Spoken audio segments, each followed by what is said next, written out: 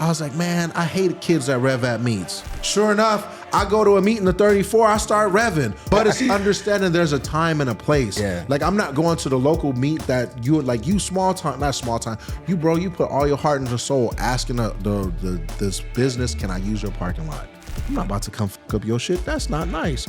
But there's places where you see like, all right, if it's supercars revving, I'm a rev just a little bit. I got a little go juice in me. I start revving and all that shit, but it's like out of a movie, bro. You pull up, start revving. Yo, what's up, man? How's it going? Whoop de whoop, man. That shit tight. Blah blah blah. But it's like, but that's the time and the place, and understanding that. And if these drivers understood, you got to be out here with the people. You can't just drive from the comforts of your track, go back home, kiss your wife and kids. Like, no, you want these people to like you, you got to be with the people.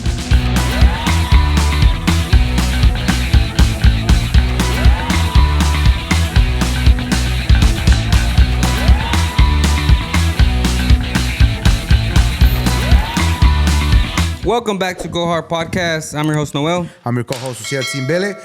Hey, man, we got another banger for y'all. Guys, we're out here. We outside. We are a special guest right here, man. We outside, but we stay inside because it's still cold in here in the Caliness. We got the little fire heater in the back. Fire station, all the green screen in there. We staying outside. Man, let's give it up for King anytime, man. Yes, sir. Thank you so much. Woo, woo, woo. Thank you for having me, gentlemen. It's a pleasure, an honor. Of course. And a pleasure and an honor to be here. Of course. Like the audience. Yeah, the audience in the background. We got man. 20 guests, man. Y'all holding it down. They're holding it here. down for us. For sure, yeah. Hey, we seen your car outside. Thank you. Nice. Thank you. Nice car. Appreciate it. Is it completed, not completed? Or? Bro, I'm gonna throw that car away. Every time since I've been driving it, something breaks every time. Went through 2 diffs last weekend, a surge tank, but it's the name of the game, you know? Like you can't want to do car shit and then have car shit happen and then be sad about it. But it just happens, my shit break when I'm done, which is cool, so I'll take it. Give us a little bit about your background, man. Background. As far as the racing, cars, when you get introduced to cars? I got into, so long story short, grew up, grandfather had a 57 Thunderbird on my mom's side. My dad's side, grandfather had a 57 Thunderbird. My dad grew up having Corvettes as a kid and motorcycles. When I say Corvettes as a kid, I won't lie, my grandfather and grandmother were very fortunate to have jobs where they can afford these kind of things for him. So my grandmother worked at the state building downtown as a secretary. My grandfather worked at the Vandicap factory. He was the manager of that. So they had a nice little house, all that. But my dad, being young in the early 70s, in late 70s, early 80s, playing around with that magic dust and that all that shit. Unfortunately, he fell victim to that. And then he tried, I'll admit it, my dad wasn't a bad dude. It was just the fact that he had his illnesses. So he's schizophrenic, bipolar, and then being on the Pookie don't help. So growing up with somebody that you look up to is hard because you realize, like, this is my dad. Oh, gotcha. And then at the same time, you're like, damn, this dude kind of like, he ain't right. He ain't like the homie's dad. Like the homie that, hey, man, little dude, what's up? Your dad out down the street talking to himself, looking at birds and shit. But then pretty much he worked at Sears for a little span of his life. Always was in the garage tinkering with something. My grandfather was always in the garage before he passed away. Then there was that brief absence. He wasn't there. My grandmother tried the best she could to raise me. So she bought me a lot of racing games. I say the first legitimate racing game I had was Super Mario Kart on Nintendo, Super Nintendo. Okay. Then from there, we moved on to Twisted Metals. And then from there, we get to the test drives. And then the the Gran Turismo. So when I was a younger man, I'll never forget, I was in the... Need for Speed? No, I had... Need for Speed. I didn't have the real Need for Speeds like Hot Pursuit. My grandfather got me Need for Speed Off-Road. Clearance. Yeah, all the clearance stuff. I ain't gonna be mad. Granny was like, "Hey, we gonna get you what you." But then the hard part, Granny never got me the memory card, so I'd have to play a lot of games and leave my PlayStation on. But the cool thing was she came through. She never neglected. She was just understanding we living off food stamps, her Social Security checks, and whatever little side hustle she has. So she do like home, like, little you lick envelopes and you mail shit like that for like a company. We'd do that. I'd sit there and help her with that, or I'd go around the neighborhood helping neighbors pull weeds for like $5 or something, learning like hard work. You know what I'm saying? She's like, you just got to do it. We need the help. It's you not little. We got to feed you somehow. Yeah. So also, when my dad was around, we would go to Crenshaw on Sundays. all down by the Wiener Schnitzel, just like you see it in Boys in the Hood, lowriders everywhere.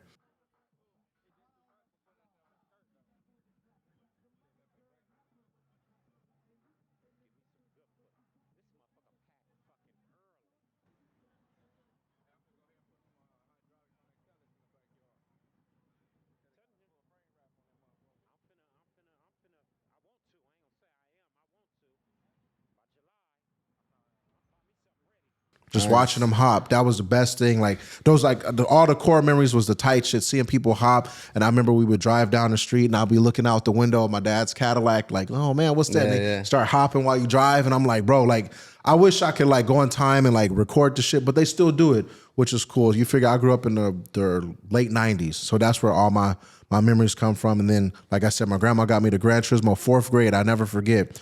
I first got it Pizza Hut demo disc. We ordered pizza. I'm watching Happy Gilmore on TV on Channel 7 with my grandma on ABC. I was like, Grandma, I'm hungry. What can we? She was like, what you want to get? I was like, can I get a stuffed crust pizza? Knowing damn well it came with a demo disc.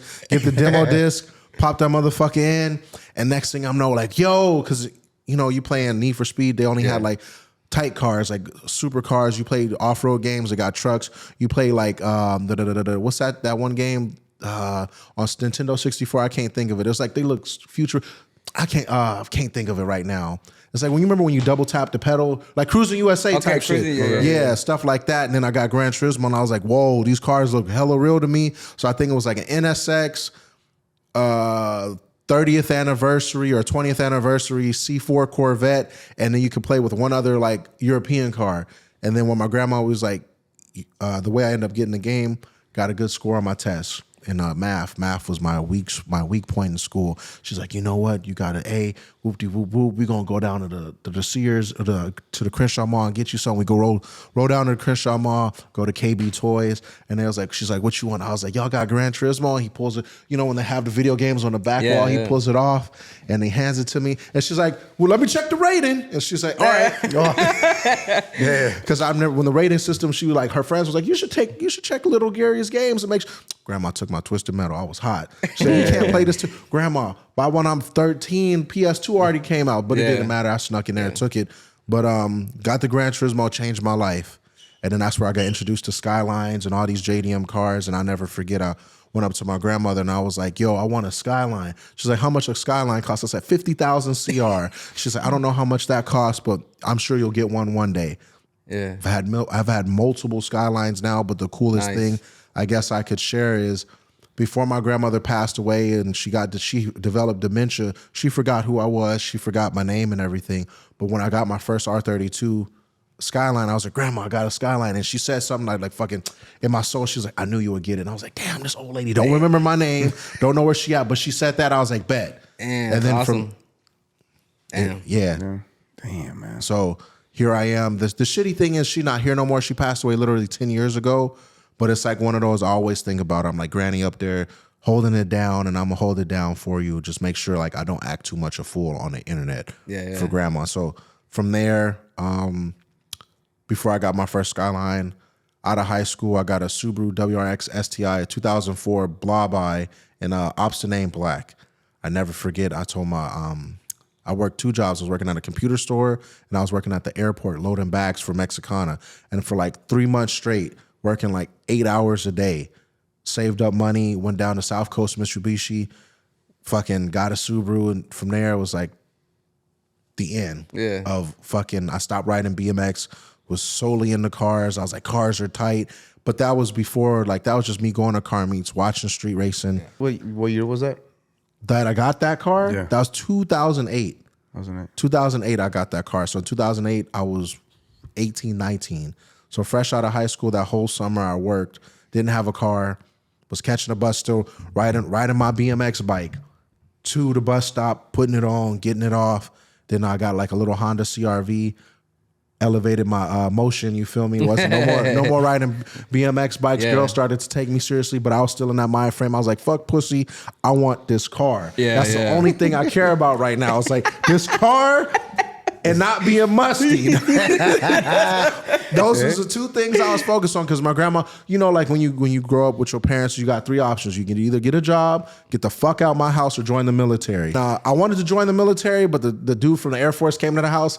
He was like, bro, I'm gonna be honest with you. You should probably join the Army with these kind of scores. Because I wasn't feeling it. I was like, bro, like I've never been the kind of person to sit down and like study and write some shit out and be like real like analytical. Like, bro, I did not do good in school. I had a 2.5 grade point average, but I excelled at PE and I excelled at like mobile mechanics, which was in the high school. You could like auto tech. Yeah, pretty much. So we did that. That was the shit I know how to like. I know how to work with my hands. Worked in a bike shop, all that shit. So here we are with cars many years later, which is crazy to think because it was like in 2008 also watching the first Gymkhana. And I never forget, like, my boys, we was sitting there, and I got a MySpace notification in my email, my People PC email, and I was like, what the fuck is this? Checked it out, and I was like, yo, he got a Subaru. I got a Subaru. I could probably do this. Wrong. Very wrong. Fucked my shit up, hit a curb. Thought I was being Mr. Block. And it's crazy to think that I work at a company that he started. Wow. So it's like full circle, because what I tell people is, and not to get thrown off track, my life feels like career mode. It literally starts at Medea's movie, then we get into some like Fast and Furious type shit, and then you move on to like the next stage of the movie where it's like, all right, you ain't no street kid no more, like you really doing this. Real deal, yeah. Because I won't lie, I used to go to like back in the day, I used to go to takeovers and do all this shit, but that's when MySpace was around, bro. The Sidekick 3 was hot. Yeah, the Sidekick. So like that, not to age myself, we would be like, AOL Instant Messenger, hey, what you doing? Yep. Nigga, I'm at work trying to get this money. I'm broke. What you mean?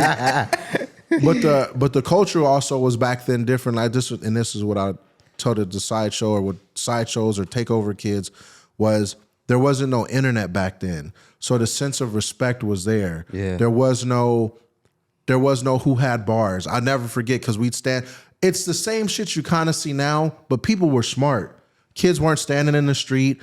When the cops came, you left, and then you had an understanding was we have, like, the cops would kind of low-key give us a window of operation. It would be from, like, I got off of work at 12:30 at night. So it'd be like 1 o'clock to 2:30 in the morning, all on Crenshaw, down from Hawthorne all the way up to pretty much Crenshaw and Adams.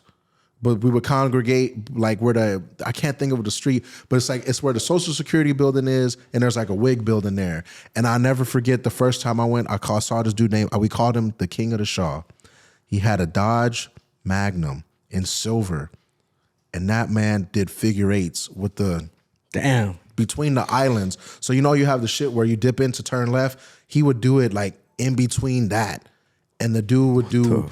Was spitting flame, like, cause I ain't never seen nothing like this. I'm like, what? He like shooting flames, and I'm like, what? How do you do it? You just and we're sitting here. This is before flame maps, before all that shit became cool. It's just a dude. I kid you not, and he was there every Saturday. We was there every Saturday. Had braids. He looked like Slim Thug. And I kid you, he be hanging out the window swinging his shit, and we be like, yeah. This shit tight. Yeah. And then I tried to do it in my Subaru. And I never forget, I was in front of the Wiener Schnitzel, right? And they was like, my homie was like, hey, you gotta go do it. Mind you, this whole time I just been practicing in the parking lot. I don't know what the fuck to do. And like, I do it, and then there's traffic coming.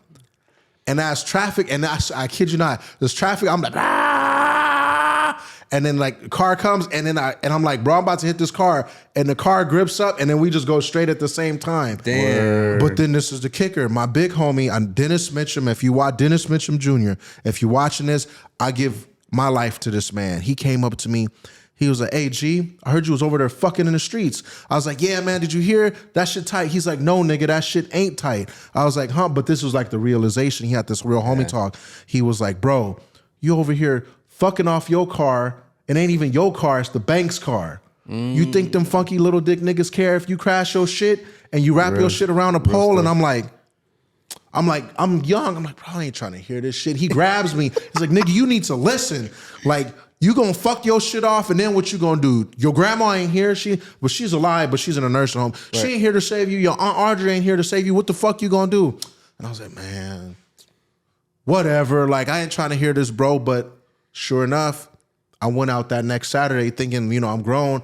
Seen a nigga in a Camaro wrap his shit around the pole in front of Jack in the Box. Right on Crenshaw, across the street from the liquor bank, it was the Catfish Camaro. So it was like 2001 SS. I never forget. Oh, okay. Man's car was backed into a pole with the pole on top of the car. Damn. He's sitting on the sidewalk like this. Damn. He hurt. And sure enough, and I was like, bro, I went to him, I was like, Pops, I called him Pops. Pops, I ain't gonna lie. I went again. I didn't do nothing, but you was right. I'm sorry. Yeah. And that's the way I bring it to the kids is, mind you, back then there was no phones. When you fucked your shit up, it's kind of like you fled the scene. Now when kids do shit, they get smacked, and it's just like he said, nobody gonna help you. If you ever notice in the takeovers, everybody recording. Oh my everybody God. recording. I've seen takeovers, kids getting mollywopped, shotguns fired off, shootouts in the middle of the street, old white dudes getting dragged, and nobody helped. They'd be like, damn, look at bro. Oh my God. Yeah. And I'll be like, there's no humility. Yep. It's 30 people here. Y'all could at least lift the quarter panels up. Fuck this car. Yeah. Y'all could do y'all insurance claims later. I'm sure you got a big homie that worked down the street that can do all this. And as a realization is, I'm not mad at kids doing this shit. They're kids. They don't know nothing. They haven't mentally developed to understand that this shit's wrong. Yeah. When you young, all you think about is you. You don't care about your mom. You don't care about your dad. All you care about, I hate to say it, pussy, money in your car. Yeah. Or whatever you like is what you like. And when I see these kids, I'm like, I understand. It's the thrill. Ain't nothing like when you doing something and a bird pull a spotlight on you, you feel like the king. Like you like, yeah, look at me. King anytime. That's right. You like, yeah, I got the bird looking at me. And everybody like, the bird's looking at you. The bird's looking at you. But for these kids, they don't have a correlation of sense. Yeah. Like Mike Tyson say, everybody want to talk shit till they get punched in the face. A lot of these kids ain't got banged on. A lot of these kids ain't got packed out. Ain't none of them got jumped. Luckily, I ain't never got jumped. I ain't never got packed out because I was always large in my life. The thing that always saved me was I was always kind of funny and different. Or as the hood dudes, this nigga weird.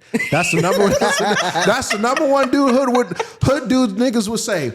Cause I never forget when I brought my Subaru to the whatever. God. They was like, "What's this weirdo Japanese Mexican car you got?" I never forget the first time I got my Subaru. I took a girl name out Laniqua. I can't make this up. She said, "Ugh, nigga, why your car sneezing?"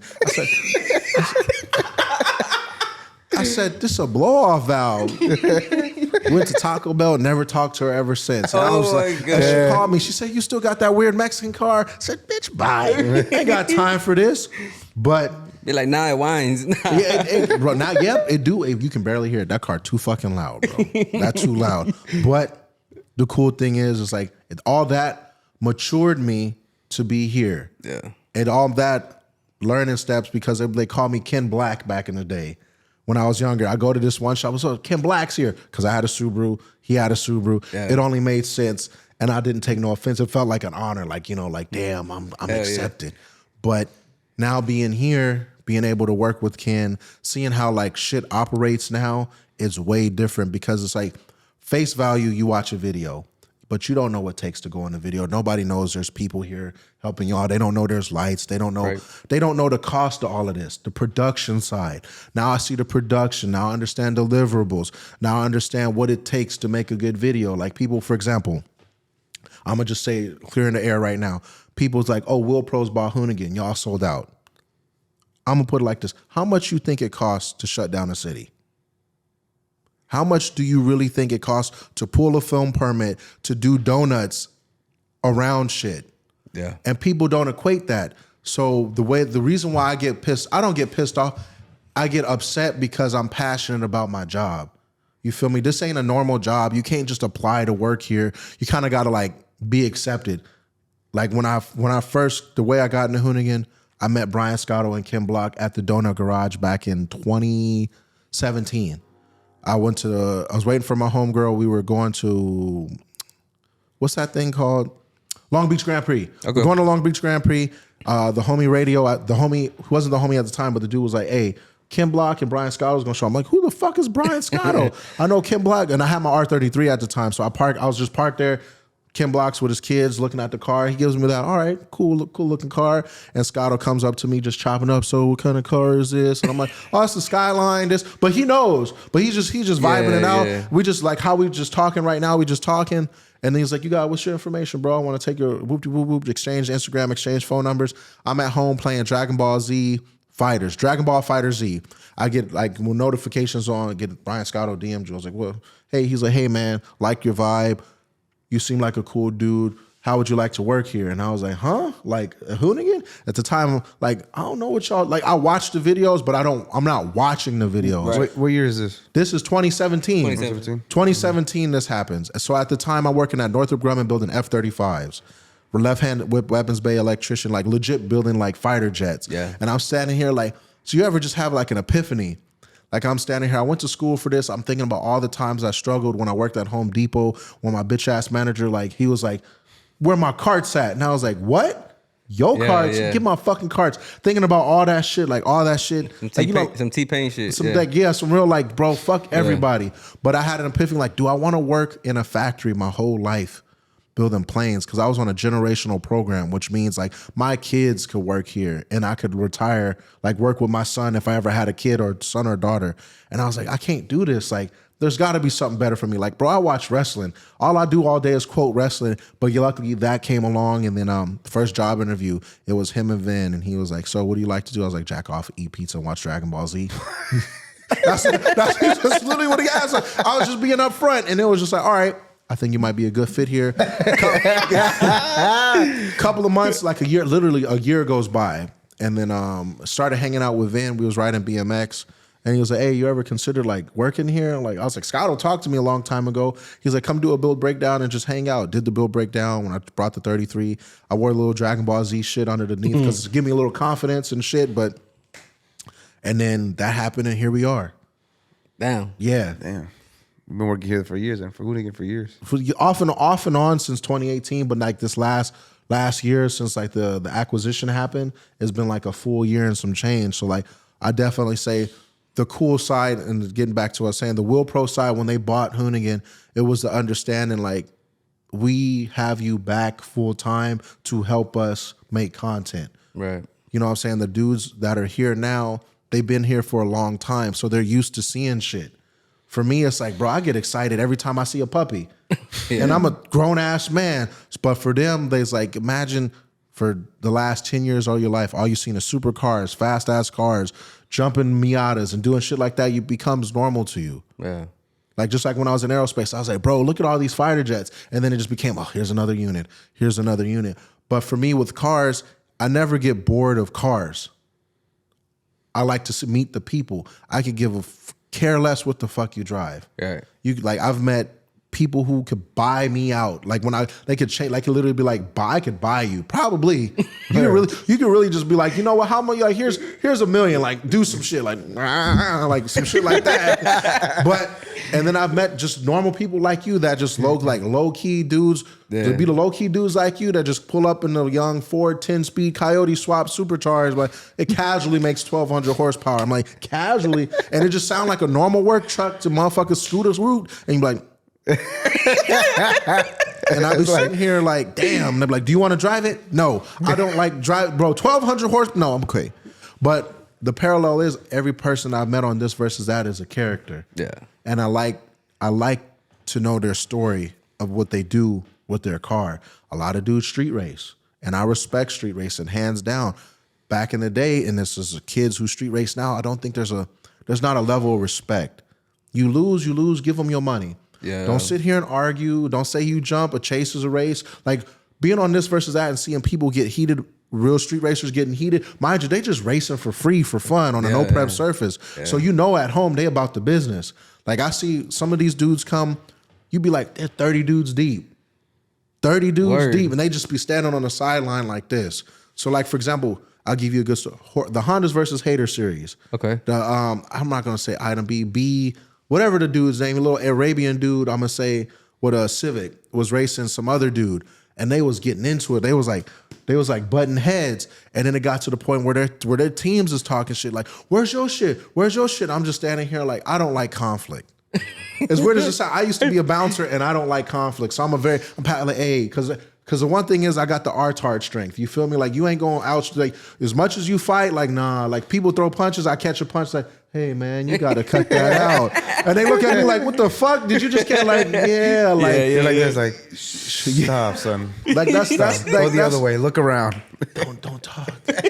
Don't talk because I don't. What people don't understand about our tard strength, I don't know how to say it, is there's no fathom of how strong or how not strong you are. I could get hyped up and bench press 3 plates right now, or I might be able to barely throw up a bar. But when in the heat of the moment, like I got to be that guy. And these dudes is like, yo, man, what's up? What's happening? And I tell there's 2 types of people that fight: people who poke their chests out like this. And they rah, rah, rah, rah. And then there's people that just stand like this. You got to watch out for the people that stand like this because the first thing they do is this: separation, desperation. That's it. And then once my rule is, if I've got to stand a rule, I'm going to let them fight. Yeah. Whoever hit the ground first, then I got to stop it. But if they just throwing hands, I'm like, yeah. But that hasn't happened yet. Because I won't let that happen because I don't want to sound like this guy. You on my show.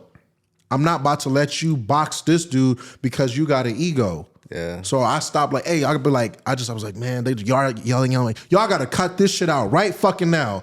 Y'all ain't here for this bullshit. If you want to do that street shit, the street's right there. Yeah. I ain't got time for this. I'm getting paid and y'all not. So what's happening? And I'm like, oh, he right. I'm like, yeah, I am right. Y'all niggas get back to racing. And I looked at my boy Jolly and I was like, y'all got the power. And he was like, bro, you okay? But it's just the fact that you stand here and it's like, bro, you got grown ass men listening to you like, yeah, I got mind control over Debo now, but it's crazy. Coming high over there. Bro, I'm almost like that meme. I didn't know if he was gonna do it, but I didn't want to be the first person to find out if it was really gonna happen. And that's the cool thing. Yeah. And then now we here. Yeah. Now we here. And the crazy thing is now that Ken is gone, Will Prost owns Hoonigan. The cool thing is people don't know, like behind the smoke and mirrors, they want what we want. I'm sure people have heard Hurt's gone, Brian Scotto's left, certain people have gone, but the consensus is we're not trying to run your company. We just want to help you out so you can help us out. And when I say that, like when I'm going to an event, they're like, you need gas money? You need entry to the event? I'm like, well, excuse me? Like, yeah, you got a place to stay? I'm like, what you mean do I got a place to stay? I was going to bum it on the homie couch. Like, nah, you with us now. You don't have to do that no more. Whatever you need, we want to make sure you're comfortable. So when you're out there doing whatever you got to do, you're performing to the best of your ability. Right. Whether it be talking shit, just standing there, or just even driving. Like, that's the cool thing that they got my back. But also at the same time, for the content side of Hoonigan, it's the understanding, like, we not trying to change y'all shit. And people sit here and be like, y'all sold out, y'all do this, y'all do that. Like I say, where you think Electricana came from? Yeah. You think Audi just was like, hey, here's a car, do some shit. Right. Like, nah, there's money behind everything. And I'd much rather have a brand that sells parts and wheels than be selling dick pills, be selling random VPN fucking web browsers, be selling random ass meals to people who can't eat regular food every day. Yeah. And that's what people don't think about. Like, if you look at everybody in this atmosphere of automotive content, the end game is to make money. Like, there's a certain part where there's a couple years where I did that shit for free, where I worked for Hoonigan for no money and just t-shirts. Damn. There's certain times where I was just standing out there selling Dollar Shave Club, hustling, being the dude at the kiosk. Hey, let me clean your shoe. Yeah. Let me clean your shoe. Yeah. Let me tell you about it. But nobody thinks about that. Yeah. All they think is you automatically get in. And that was the thing. They called me Icarus because I flew too close to the sun. And then I was like, yeah, I got this. And like, nah, nigga, you don't. Yeah. And then you got to start back at the bottom. Then you start back up. And that's the level of trust with these companies. And the cool thing is, it took me a long time to learn that just because what you see on video ain't what you see in real life. Yeah. Like, this is production. There's a time to have fun, but then has to be a way to make the money for the fun. Right. And that's just is what it is. When did you get the R34? I got this in 2021 from the same guy that sold me, my homie that sold me the first green R33 I had. Wow. So this your fourth? Fourth 34, first coupe. Okay. Yes. First coupe, and then the other ones were 4 doors. The other ones were 4 doors, and then I've had so pretty much I only have, as of right now, 2-door 34. No, 4-door 34. That's that black shell you see. Yeah. The green 34 with the LS, and then I got the green 33 GTR. Why LS? Long story short, grandfather's house burned down with a C5 Corvette in it. Took the Corvette, my uncle convinced him like, hey, just give him the Corvette. He ain't insurance gonna take it. Like he gave it to me. Little did he know, he don't know shit about the internet. He 82. Take the engine out, go to CPR, have him rebuild it, and then put it in my R34. Perfectly running, had AC and heat, and I did it for him. I was able to show the car because me and my grandfather weren't really close growing up because he lived in Ontario. I lived in LA. So it's like a smooth 45 minutes without traffic. So you imagine traffic, that ain't gonna work. Yeah. So as an adult, I like learned to like, it's not your grandfather's fault. It's just a victim of circumstance. Like he far, you far, your grandma can't drive, so she ain't gonna take you out there. Right. So as we did the build and like I got closer with my grandfather, hanging out with him more and more. And it's like, bro, every time he called me, he's like, hey, can you come over here real quick? I'll come over there. I'm like, what's up, Grandpa? The TV don't work. Bro, you know old people. Grandpa, did you tap this button? Oh, shucks. But I'm like, he's like, man, you so smart. You should be at MIT. Like, Grandpa, all I did was hook up a sound bar. This shit ain't complicated. Yeah. But the cool thing is, it's like, even though he lost his Corvette, like it lives on in my car. And he even seen it with the supercharger. I wanted to take it for a ride in the supercharger, but that car, I'm gonna be honest, is way too much car for me. That shit scares me. Even though, like I say, it's 700 horsepower, but people don't realize it's a 700 horsepower raw car. Yeah. And what people don't understand, like for example, like it don't weigh nothing. It don't have nothing. It's just you in the car. So when I'm in it, like I'm like, bop, bop, bop, bop. It spin first through fifth, and it's 6 speeds. And I'll be spinning, and I'll be gliding, and I'll be like, oh shit. But you just like I'll be in it. Like if I lift, on the that's all I'll be doing. It'd be like this, and I'll be like, what the fuck am I doing? And I just, but you just gotta trust it. And the way I explain it is, it ain't. When you build cars like this, when you build trucks, with whatever you build that's a swap that wasn't meant to be in there, some goofy shit gonna happen. Yeah. And people don't understand that. And the kids don't understand that. But oh, bro, I got a 700 horsepower Scat. Bro, your Scat comes stock 700 horsepower. Whatever the fuck, I've driven Scats, Hellcats, jetpacks, backpacks, whatever the fuck you want to call them. And when you drive them, there's a certain level of error the factory has put in there for you. ABS, fucking anti-collision, anti-dumb motherfucking mode. And when all them, like I've driven like, mode, all that. I hold the button, the traction control for about 13 and a half seconds. That motherfucker dance, but it floats. Yeah. But with this mother dance, you got to dance back. It ain't no like, okay, I'm going to do it. Nah, you got to be like in it. Ain't no, once you get out of it, it might snap and it might like, bro, I never forget the first time bone stock, I got a diff. I was like, yeah, I know how to drift. Clutch kicked in the freeway on-ramp on the rain. That motherfucker said zap. And I was like sideways looking at the wall. I was like, bro, you stupid. And then it zapped the other way.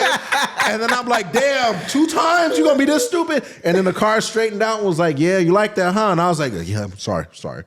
I told Micah Diaz this. He's like, what the fuck made you do that? I was like, I thought I had it. Yeah. I thought I was that guy. I thought I was him. Little did I know I was not that guy. It was not him. I almost was like, bro, you older now. You thought you would have learned. But like, bro, we didn't have a Skyline when I was younger, bro. I just got this shit now. But that shit, bro, it's nonsense. Pure nonsense. So you compete with the car? I get, what would you consider competing? Like you go drift racing? No, I have fun. I'm not like I'm a dude that can drift. I'm not a dude that does drift. Okay. So the way I put that is like, there's dudes that race, but then there's racers. Like, bro, I just be out there fucking around having a good time. Like the one thing the dude at Taxi Garage, he's like, you the burnout guy, huh? I took that personal. I took that personal because I'm trying to sit here learn to drift. This shit ain't easy. This shit, because the thing is, like, question. Yes. How do you win a drift race? It's proximity, angle, and speed. So I commentate Hot Pit Hotto Fest, and I've studied drifting here and there. So people will be like, well, it's like ice skating. Proximity, how close you are to stuff. Speed, how fast you're going. Angle. A lot of people see backwards entries. That's a no-no because that's an unchaseable lead. Unchaseable lead means if you tandem in with me and I throw a backwards entry, 2 people can't go backwards. In a sense of we're side by side. If we both go backwards, somebody gonna spin out. Yeah. How close you can get to wall. I know FD has a rule. It's like, damn, there go Optimus Prime and his boys. How close you can get to the wall without hitting the wall. If you hit the wall, it's kind of like a deduction. So everything, like, if you notice, like, there's 3 levels of drifting. You got grassroots, pro-am, and then you got pro. Most of the dudes who do grassroots, what happens is they eventually want to do pro-am because like, I've been driving all this time. I lead a little competition. Then you get into that pro-am level, and it's like, damn, I'm in pro-am now. Like, what's going on? And then you taste the competition, but then you taste failure. But then when you make it to pro, then you in the upper echelon. You've been with dudes, Chris Forsberg, 15 years plus. Frederick Osbo, 15 years plus. Ryan Turk, 15 years plus. Chelsea Denofa, 15 years plus. So it's like now you with those big dogs that started where you started but got factory sponsors. Ryan Turk on Papadakis' team. Chelsea Denofa, Ford. Chris Forsberg, Nissan. Frederick Osbo, Toyota. But you figure all those dudes started from where we started from, just little ain't shit, little dick motherfuckers. But then it evolves and then that's what it is. Damn. This gets very expensive on Formula 2. Cars are expensive, bro. You see how many tires are in here? Yeah, you got a lot of sets. Bro, mind you, there's dudes that go through this just in practice. Yeah. Damn. And even with the help, even with the sponsorships, tires still get expensive. Yeah. I'm not gonna sit you in here and lie and be like, yeah, I get a lot of shit for free. And it's nice to get it for free, but everything comes for a price. Yep. And then everybody, this is what happens. And people don't understand. And I hate to say this, professional racers come up to me like, man, fuck you. I'm like, what would I do? You taking what we need. And I'm like explain, like, bro, you don't go as hard as me, you don't drive as good as me, and you getting all this free shit. And then I'm like, all right, bet. Go and get a crowd hype, get 20,000 people hype. You can't. Yeah. Go be a personality. You can't. Not saying that I am, but there's a borderline level of entertainment and racing you need to keep. There's very few people that can do it. And they don't understand that, like, all right, cool. If I give you this product, can you deliver what this product is in an entertaining way? No. So unfortunately, you can't get the shit I can get. Unfortunately, you want to be race car driver, man, with no personality. You got the personality of a saltine cracker. Nobody wants to hear that shit. Hello, my name is Jim Jones, and I like phones and phone cases. The fuck? I ain't gonna buy a phone case from you. I'm gonna fucking buy my phone case. That shit durable as shit. Damn, that nigga just threw his phone. You goddamn right I did. Damn. Because I believe in that shit. Thank you. But that's what they don't understand. Yeah. And unfortunately, we are in the space of automotive where unfortunately a lot of drivers programs you're going to start to see them being pulled back. And unfortunately, more people like me will be pushed forward. And what they don't understand is you got a lot of old timers like, man, that's some bullshit. Well, instead of complaining, adapt. Yep. That's what I did. I used to be the dude. I was just talking to my cousin. We was literally here like an hour ago. I was like, man, I hate kids that rev at meets. Sure enough, I go to a meet in the 34. I start revving, but it's but it's understanding there's a time and a place. Yeah. Like I'm not going to the local meet that you put all your heart and your soul asking this business, can I use your parking lot? I'm not about to come fuck up your shit. That's not nice. But there's places where you see like, all right, if it's supercars revving, I'm a rev just a little bit. I got a little go juice in me. I start revving and all that shit, but it's like out of a movie, bro. You pull up, start revving. Yo, what's up, man? How's it going? Whoop de whoop, man. That shit tight. Blah blah blah. But it's like, but that's the time and the place, and understanding that. And if these drivers understood, you got to be out here with the people.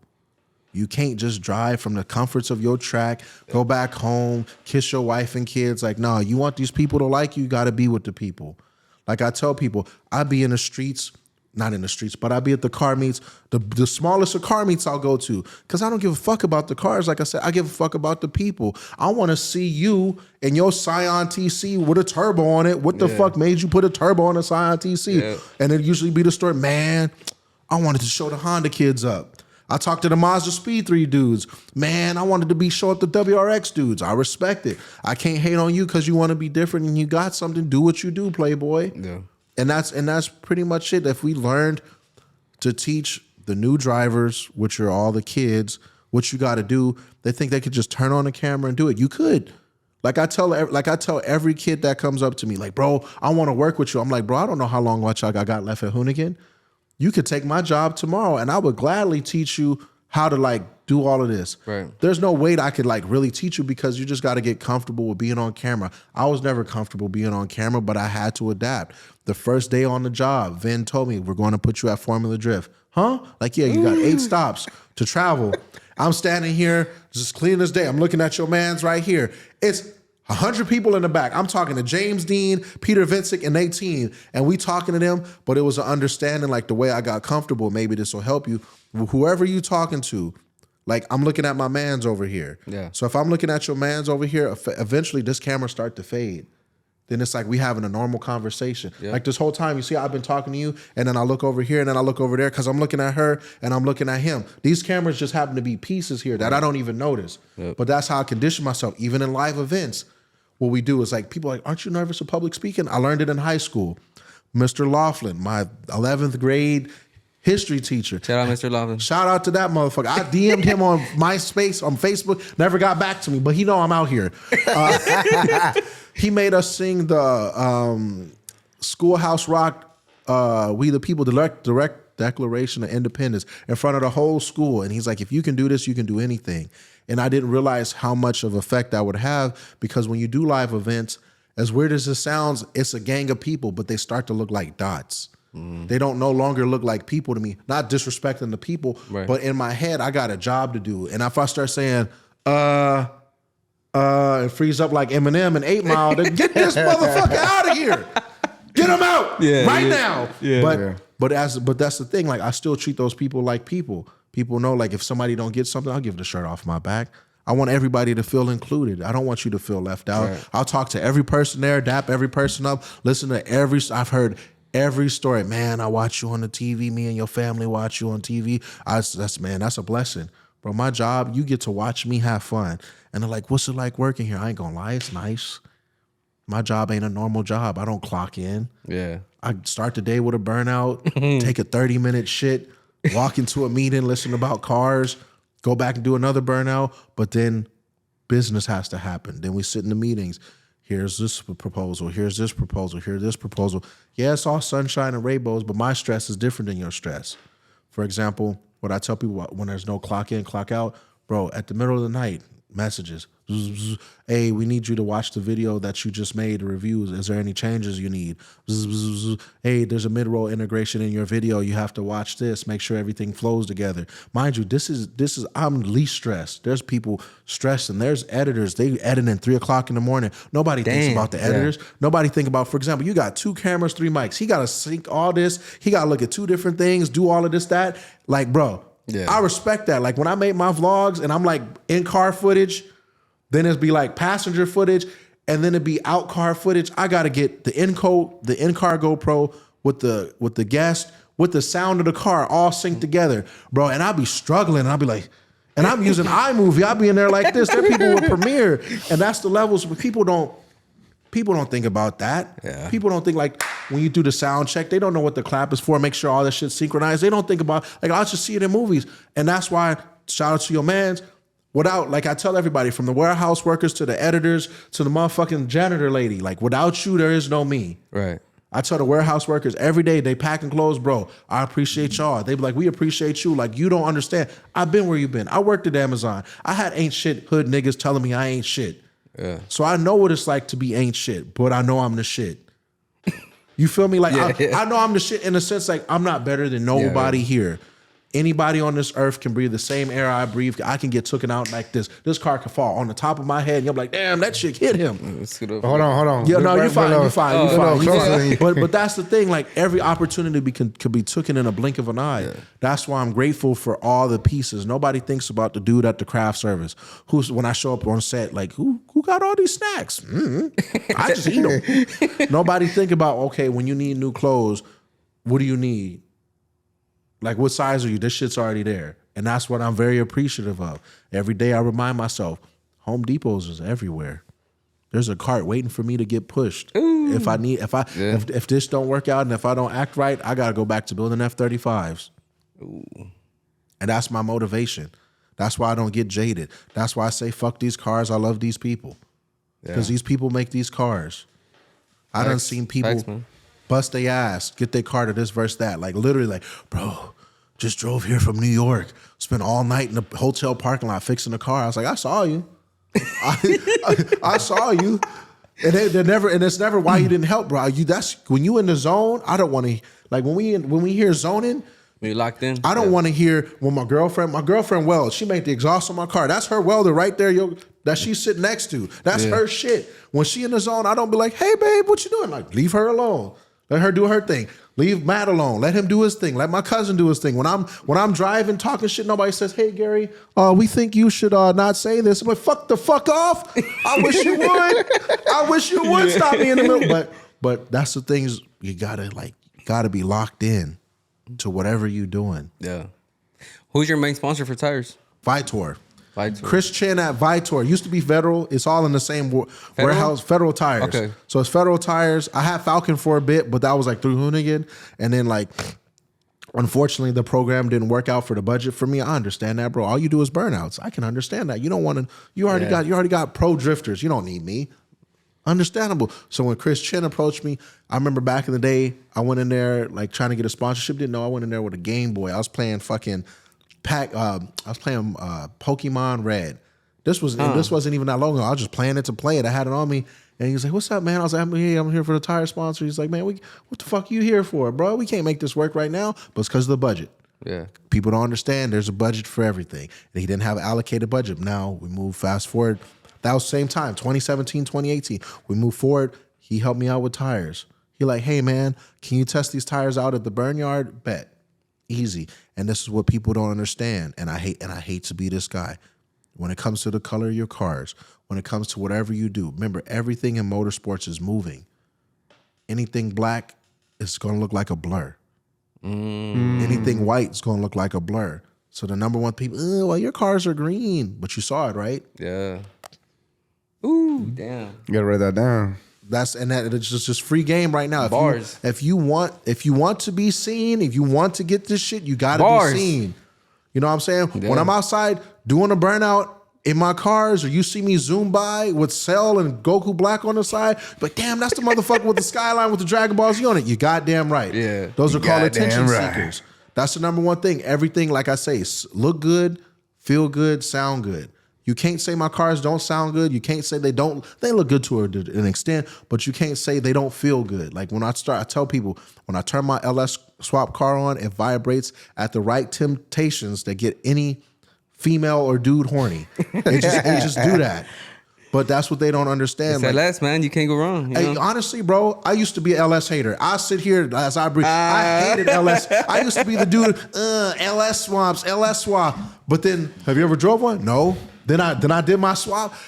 As when we took my grandfather's engine apart, I'm sitting here like, bro, ain't no way it's this easy. Ain't no way it's just 10s and 12s. And like 10, 12, 10, 12. All right, 14, heads off.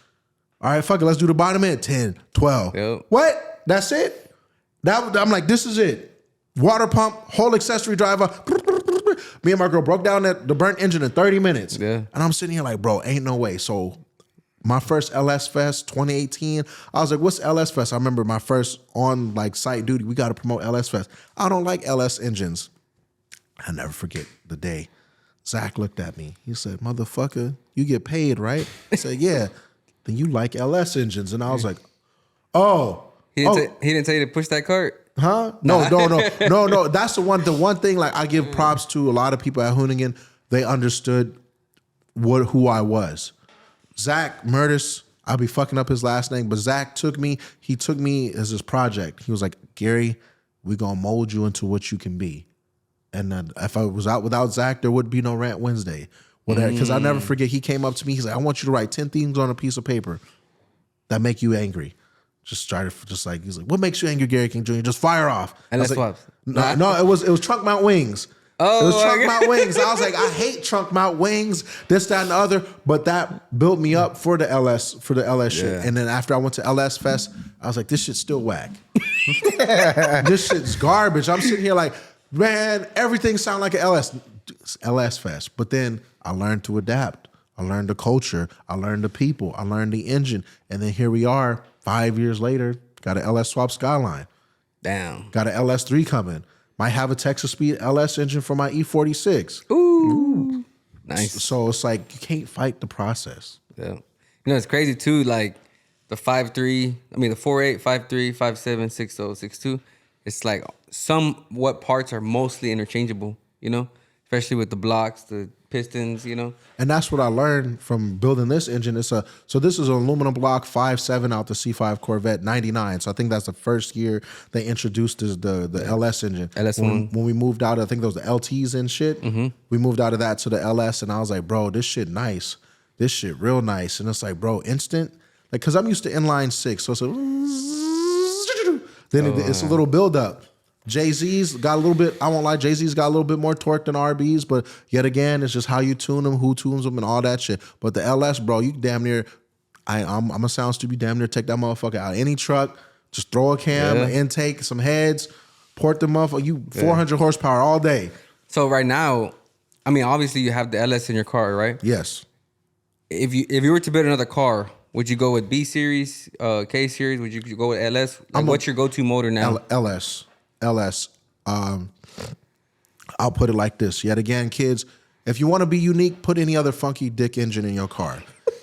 I'm gonna just put it like that. And this is what people are like, well, another LS swap. All right, let's go to the leaderboard. Who's winning? Look at the last 10 years of drifting. Who's the top 5? 3 dudes got an LS. Odie Bocci's, Matt Field, and it'll be like some random dudes. But them 2 dudes, top 5 always. Damn. Always got an LS engine or some type of V8. And the reason why I say go LS, they're plentiful. You can get them any pick apart, any dismantler. You got a homie that do some such shit. He'll come up on something. But the thing is, competitively, and if you want to drive, just go LS. Yeah. If you want to build a car that's different, I'll put it like this. How many different cars do you see actively winning, actively being beat on? It's hard. It's very hard. I can't like the K series engine from the Hondas, very good. But think if you want to sit here, how much money does it cost for you to start converting everything for a K engine to fit in a rear wheel drive application? Right. You got to find transmission, adapters, seals, redo everything. Then you got to find ZF, CD, T56. Yeah.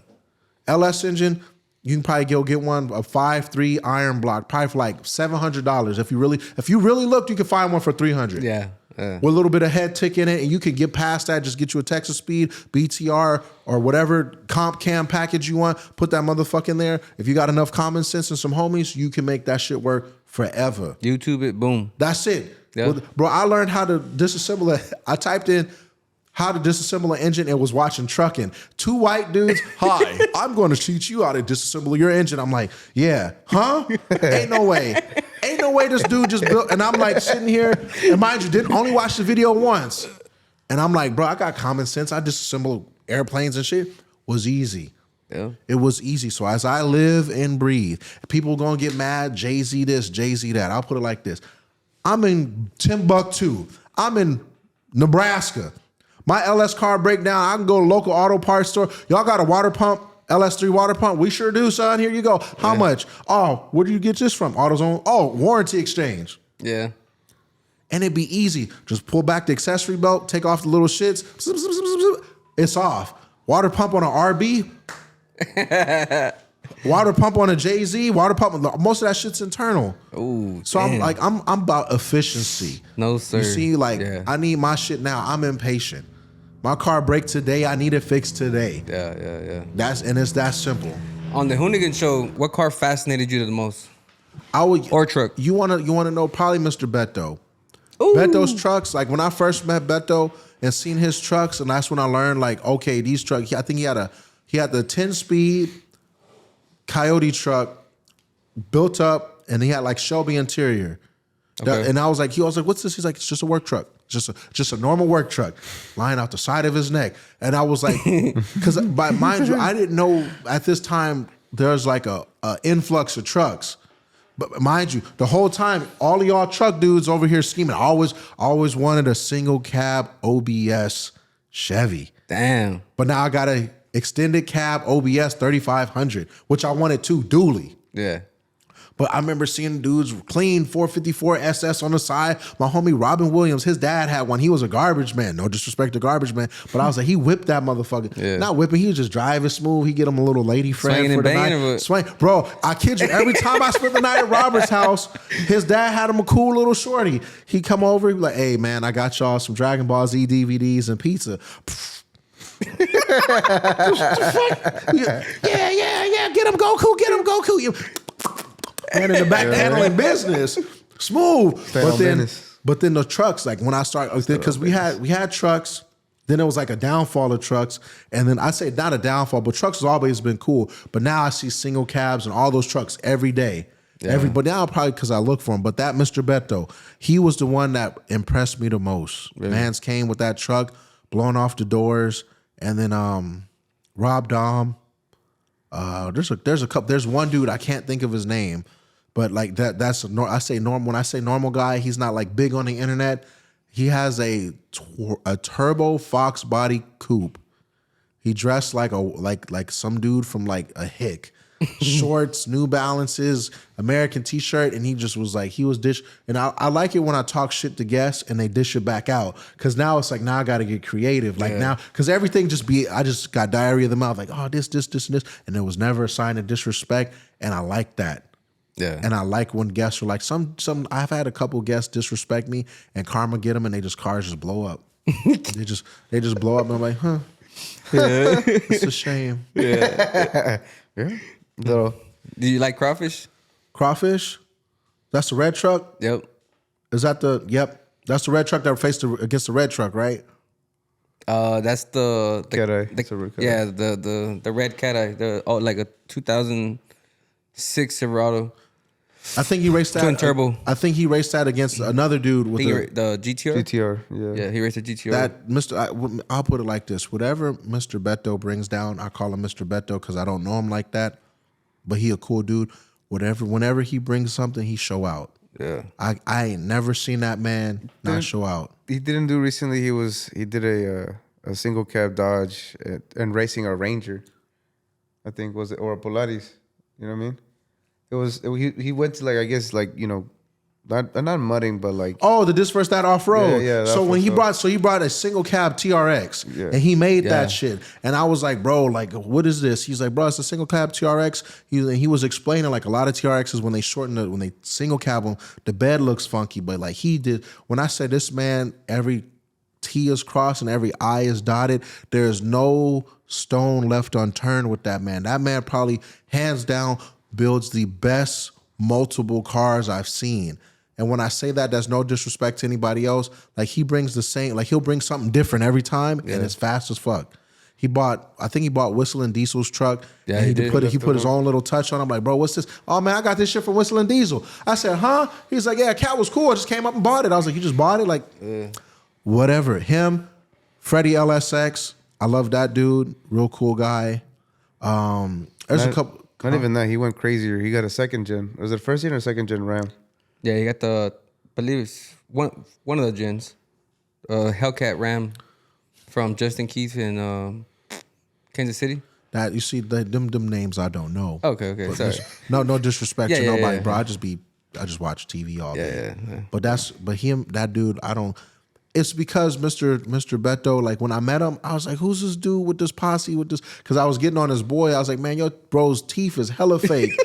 Like he had one of the mouths that was like, bro, you got a little mouth with big ass teeth. Like you stole the chiclets right out the box. But he knows I was fucking one. But it's like, bro, like this, like it's like he handled business. Yeah. Like it's weird. It's not weird. It's cool to see. Like all the truck dudes, it's like, bro, I respect y'all because it take a level of insanity to like want to drive a truck fast. Yeah. Like trucks ain't, like a single cab ain't comfortable for me. Yeah. But y'all are like dogging them. My hat's off to y'all. Dogging the shit out of him. Big dogging. Like, bro, so the homie came, he works at the AR Performance. His homie was like, I got a homie with a fast truck. This hits that 1,200 horsepower truck they wanted me to drive. Real cool dude. Look just like your boy right here. A little stocky dude. Real cool. Do this all the time with the glasses. And I was like, how much power does this truck make, bro? He's like, 800. I'm like, bro, how much power does this truck make? He's like, only 800. I ain't stupid, bro. I was born at night, not last night. So I let him get by. And the time comes, we need somebody to race Rob Dom. Show up in the truck, motherfucker. Because I know, like I've seen enough racing on this versus that to know if you're bullshitting and if you're fast. And he was hitting me with the trying to do the burnouts, playing it. And I'm like, all right, this dude is fast. Because I knew it was something when I seen the truck. He was trying to do something, and the whole truck lifted up, like preloaded, and the truck you just see lifts up 4 inches. And I'm like, what the fuck? But then I'm like, all right, cool, bet. I know what's up. So he gets to the line, slick's not even warm. Whew, takes, I'm like, yeah. Yeah, I'm not stupid. Yeah. Yeah, and he's like, oh man, it's just a little 800 horsepower work truck. Sure enough, he was like, bro, I got the truck from like whoop-de-whoop-wop, however he got the truck. He's like, man, you can get these trucks all day for like $15,000 at the auction. I said, $15,000? He's like, $15,000. Sure enough, I was like, damn, I wish I had 15 G's right now. You know what he meant? He got 800 in the front diff and then 800 in the back diff. Bro, whatever diff he had in that motherfucker. Bro, 1,600 total. Though. Bro, it was so bad. Like Rob Dom went and put the Hoonigan kill mode on it. Like to have somebody beat you, then upload a map that was made to kill Ken Block's car. Not, well, respectfully, like I want to decimate Ken Block, and he's still like, Rob Dom broke his car, putting it on kill mode to beat a truck. Yeah. And I'm like, yeah, it's just a normal, everyday city worker in this truck putting the beans on this. No disrespect to Rob Dom. He put a lot of engineering into that car, but it was like a certain sense of pride seeing a normal dude with just a hardworking, red-blooded American in a truck. Got beat by a fucking truck. So we had Dan Rue on the pod, right? He's like, man, you know, obviously he got beat on this versus that. He raced against the Mustang, right? Or like 2003 green Mustang? Think so, yeah, and he lost. So Dan Rue, as funny as it sounds, I talk to that man every other day. I seen him in his Boosted Lucky beef, and I was like, I want to get y'all on this versus that. He's like, I want to be on this versus that. So I'm trying to set it up, like, how can we make this work? We got this versus that next Tuesday. So if y'all stay an extra couple of days, y'all can come out and watch the shit. But I don't know if Boosted Lucky's coming out. But what I like about Dan Rue, he was just like calling it like it is. Yeah. And it's just like I say like it is. Like I tell everybody, and I hate to be this dude, when you go to Texas 2K, and this is why I'm not anti-Japanese parts. It's understanding Japanese car parks work for if you want to build a period correct time capsule. And they're like, what do you mean by that? Yeah. When you go to Texas 2K, how many HKS cars do you see? How many Tomei cars do you see?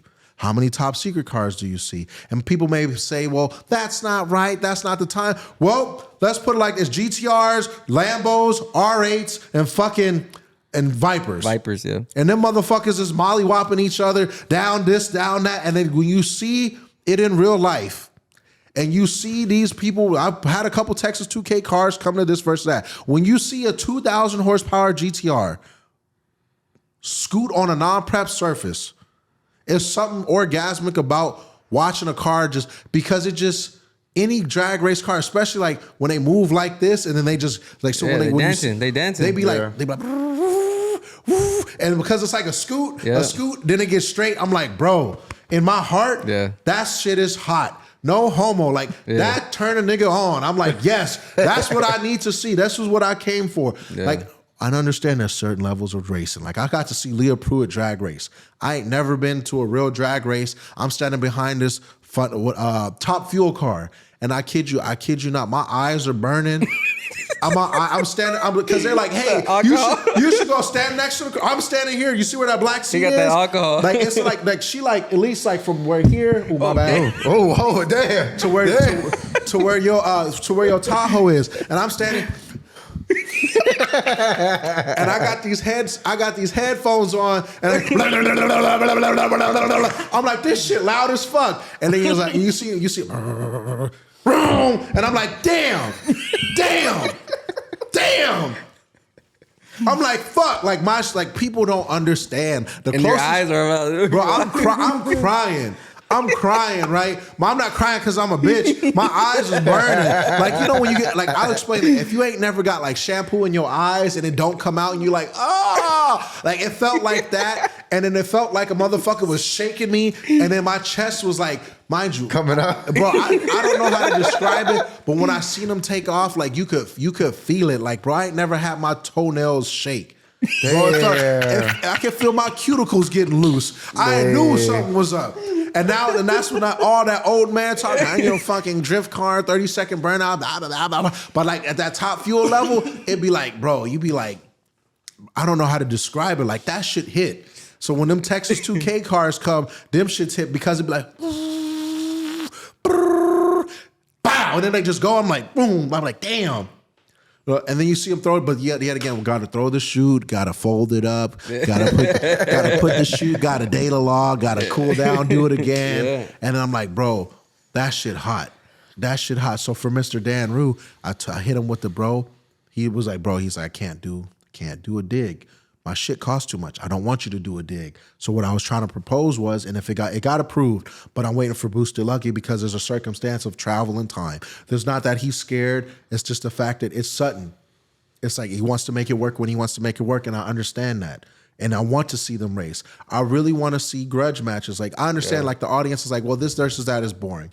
I understand we keep giving you this. So let's make it interesting. Let's make motherfuckers who really want to race talk that shit and move that shit. There's sometimes that we be there. That's nice. I done sideline bet. I done come up on a couple $100 because I know who's going. I don't know who's going to win because this isn't predetermined. Racing's racing. Like people don't understand. For example, I'll clear the air. People like this matchup wasn't unfair, and I'll explain what happens. We have matchups. We don't tell people who they're going to race till they get there. So we kind of let them know this is going to be fair. Like, it's kind of like, okay, what can you race? What can you race? Okay, you make about 500 horsepower in a Civic, so you kind of got to race something that's a 800 horsepower car. And then what'll happen is Civic will test. Money shift. Boom. Blew their shit up. Somebody will bring another car. Boom, blow their shit up. Or shit just don't start on the trailer. So now we fly by wire. Okay, you're still here and you're still here. For example, I raced the Civic, the little gutted Civic, Tiny Toes, mollywopped me, but I was supposed to race a BRZ. Yeah. It's supposed to be like, okay, can a modern BRZ, the new one, beat an old Skyline? That would have been great. Sure I would have won. But then this dude with the Civic and his friends in the back, oh, you scared, huh? No, nigga, I ain't scared. I ain't stupid. I know what a gutted built B series hatch weighs as much as you and me. Yeah. Versus my Skyline full interior, AC. I'm listening to motherfucking All Eyes on Me by Tupac. Bro, I know I'm gonna people like, well, you can't drive a Skyline. You can't do this. You can't. Bro, I don't want to hear that shit. Yeah. You can't drive a Skyline. You ain't never really raced a Honda. Ain't nobody remember back in the day when Hondas was like VTEC B series, what they was doing on the streets, and then you put the turbo on them and little nitrous on them. Yeah, little nitrous. Now you got you a Land Cruise missile. You feel me? You can't beat that. Yeah. You ain't lying. But I understand. So, Mr. Dan Rue, if you're watching this, you know I'm on your side. You know the business. Mr. Boosted Lucky, Mr. Dude with the Track Hawk. All those dudes know they got a place right here. And the reason why I want them to come to this place instead of going somewhere else is because we have fire safety. We have the right people around. So if you fuck your shit up, on site. Yeah. Easy. Paramedics, everything. I'm not saying the track don't have that, but the track won't give you a platform to show off your shit. Oh, yeah. And that's what I'm saying. You come to Hoonigan, you race your shit here, and this is what I tell people. And they be like, oh, doing burnouts is a waste of time. This, that, and a waste of time. We're giving you a chance to show off your shit. And there's always a chance to come back. There is no never know. We can just make it work in the future. So say your boy right here, he got him a Trackhawk, supercharged, whatever. I don't know what Trackhawks have, but he want to make it fast. He do it. Somebody say, hey, I noticed your episode got a little traction. We can help you out. If you go back, can I come back? Yeah, we'll just have you race something different. Bet. Now you got put on because all you had to do was lose a couple races. Yeah. Now you eating. Now you going to events. Now you blowing up. Now you doing the Taquache events. You in the game now. Yeah. And people don't understand that. Yeah, it may be boring to you, but somebody ain't never watched drag racing. Yeah. That's gonna watch this. I remember when I used to watch Pinks as a kid on the Speed Channel with the bald buff dude. So Pinks, yeah. You're gonna lose, right? Get off my track. I told you. No, none of that. That shit boring, bro. Like, bro, we gotta make it exciting. So Mr. Dan Rue versus Mr. Boosted Lucky. I know Dan Rue calling him out. I know Mr. Boosted Lucky. Like, I went and did research. I was defend the title. I was over here watching Boosted Lucky video. I was like, okay, you about the business. I'm watching Dan Rue. Literally, I just met him at a car meet. We chopped it up. He was cool dude, just dancing, doing the goofy gyrating shit. Peter Piper, Pepper. The Peter Piper, pick a pipe, doing all that shit that he can. And I'm like, I respect it. But just know, like, if he want the business, if they want to clear the air, you know where to come. Yeah. My phone number is 323-558. Y'all know the rest. Y'all come through. I'll make it happen tomorrow. If I tell the producer, like, hey, we need to make this happen right now, they'll move the stars in the skies and make it happen. Damn. I don't want to see all these cats. This is what happened. All these cats talk all this shit. Rah, rah, rah, rah, rah, rah, rah. Then do something about it. Yeah. Anybody want to talk shit, you want to race, you come right here. We give you a nice platform. We got 1,500 feet with a nice little 1,000 feet of runoff space. So whatever car you got that's fast or you claim you the shit, you can come right here to Los Angeles, California, where the weather's always nice and run your shit. I don't want to hear, well, it's too cold to go outside. Bullshit. It's 64 degrees in here right now. Yep. In the middle of fucking December. Wherever the fuck you from, you can come. Yeah. Run the shit, do the shit. Be there for it. You get best out of 3. Ooh. Bring all the spare parts you can, because everybody be like, well, you and got tools. Tools, spare parts. Bring your homies. We gonna feed them. Bring your grandma. We gonna look at them. Bring your baby mama. I'll watch the kids. You feel me? I'll be up there with your kid. Daddy lost. Goo goo gaga. Get off me.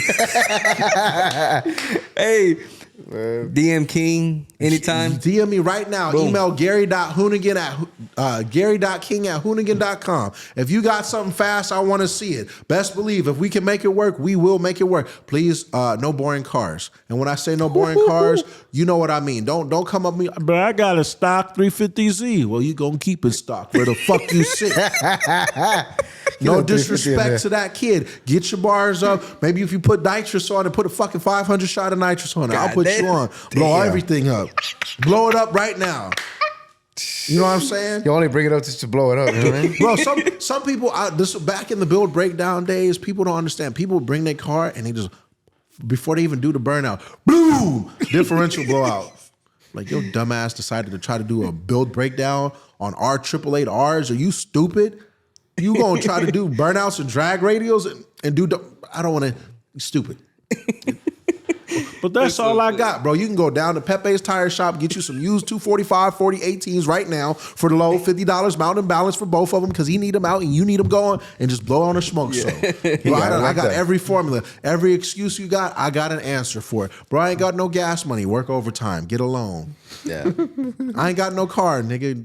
Hellcats exist. You can get you a Hellcat right now. 39.9% interest for the next 15 years. God damn. And you be rolling. You get it right. You didn't get a cut on Dodge, man. Listen, shit, whatever. Dodge has come up with the best formula. We'll give anybody a Hellcat. Yeah. And I'm like, you know what? Yeah, give everybody a Hellcat. Insurance $500 though. You get a Hellcat. You get a Hellcat. Everybody gets a Hellcat. Everybody get a Hellcat. Hello? How's it going? Hey, South Coast Dodge here. You need a Hellcat? Got one. Another sucker. Got that motherfucker. You ain't got Hellcat money, but you want to look like a Hellcat? We'll get you right now. And a Dodge Charger GT looks like a Hellcat, minus the cat. No, the scat pack. Hey, listen, $392. Listen, young man. Listen, we know you can't get the Hellcat, right? But we got something next for you. The scat, huh? But we could put the wide body kit on and make that motherfucker look like a Hellcat. What color you got? We only got Nardo gray. You got any white? You're gonna have to pay a little bit extra for that. That's extra 10% APR on that. Fuck it, give it to me.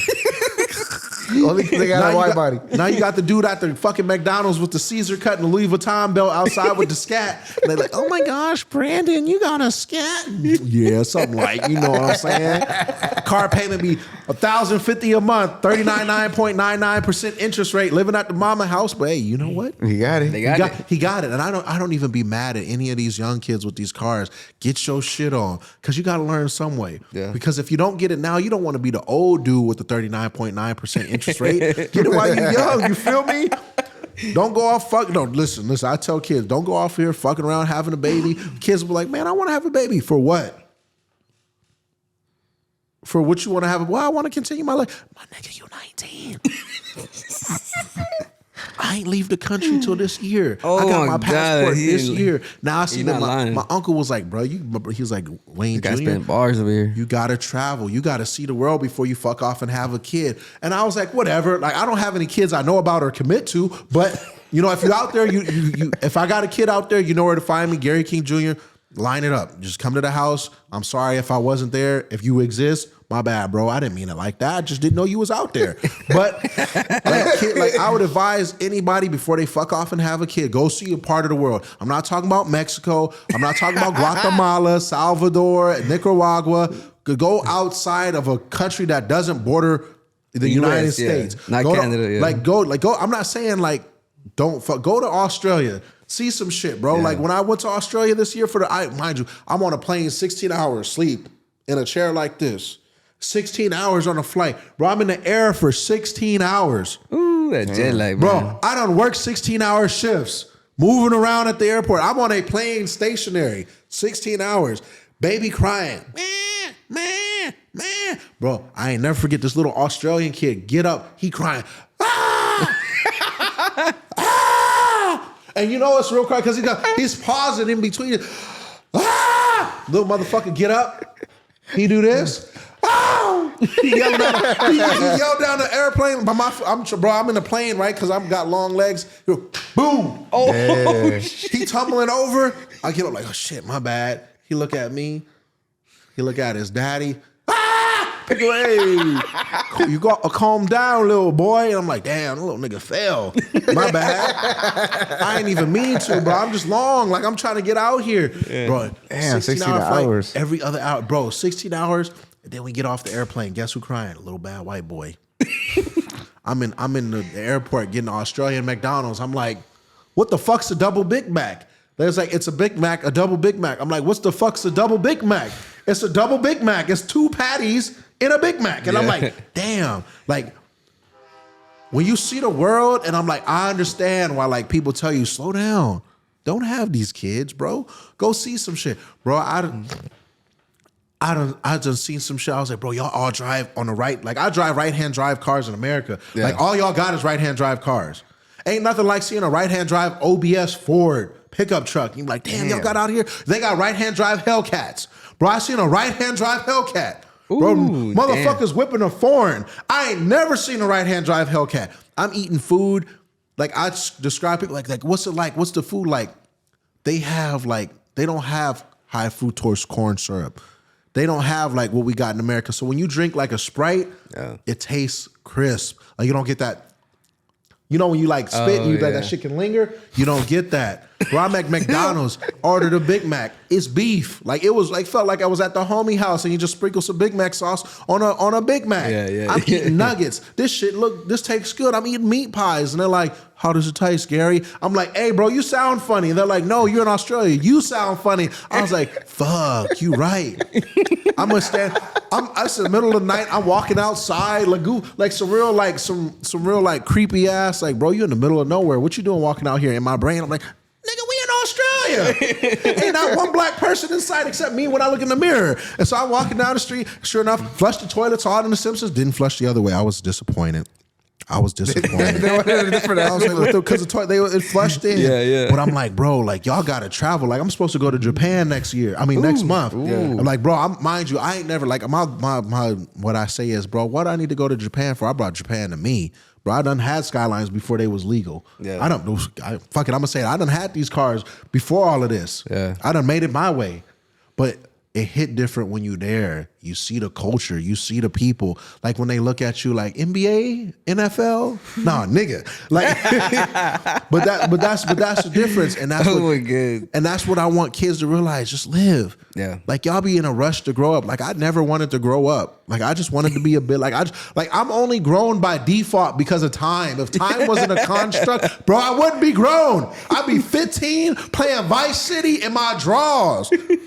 Now I'm in my early 30s playing Vice City in my drawers. You feel me? Getting a Pizza Hut, you know what I mean? And the pizza. And the Stuffed pizza. crust. Stuffed crust, bro. Bro, ain't nothing but just like they say in Happy Gilmore, once you hit that big 3-0, bro, all this shit, all the Lohas and shit, this shit stick, bro. Like, I've been trying to lose weight, getting the shit. Doctor was like, you pre-diabetic, high blood pressure, cut out on the salt. Started working, started doing the jiu-jitsu, all that shit, and that shit helped me. That shit, like, people like, just take care of your health, see the world. If you fuck over people, say sorry. You know, I done fucked over a couple people in my early life when I was younger, and it got back to me. I owed niggas money. What they do? Broke into my house. Ooh. They didn't even break into my house. People were just at my house. They casually opened the front door, took my rims. Damn. How I'm gonna be bad? And I was mad. How you gonna take my rims? How you gonna owe us money and have rims? Fair. Bet. You're right. You know what I'm saying? Like, bro, just like, pay your debts. If you owe somebody money, don't dodge them. Yeah. Just communicate. Like, hey, man, you owe me money. I'm sorry, bro. I'm trying to get on my feet. But don't give, they only gonna hear that so much. I learned that, and I like, bro, how long you gonna take to get on your feet? Sometimes it take a little bit of time. Sometimes I owed one dude money for 5 years, but I paid him. Yeah. When I sold my R30, yeah, when I sold my R32, I hit him up like, hey, bro, I know I owe you money. How much I owe you? He was like, nigga, you know how much you owe me. But I'm like, I just want to make sure, like, you know, like I owed you money for 5 years. Is there interest? Anything? Bro, just give me my money and we good. I was like, hey, bro, I'm sorry.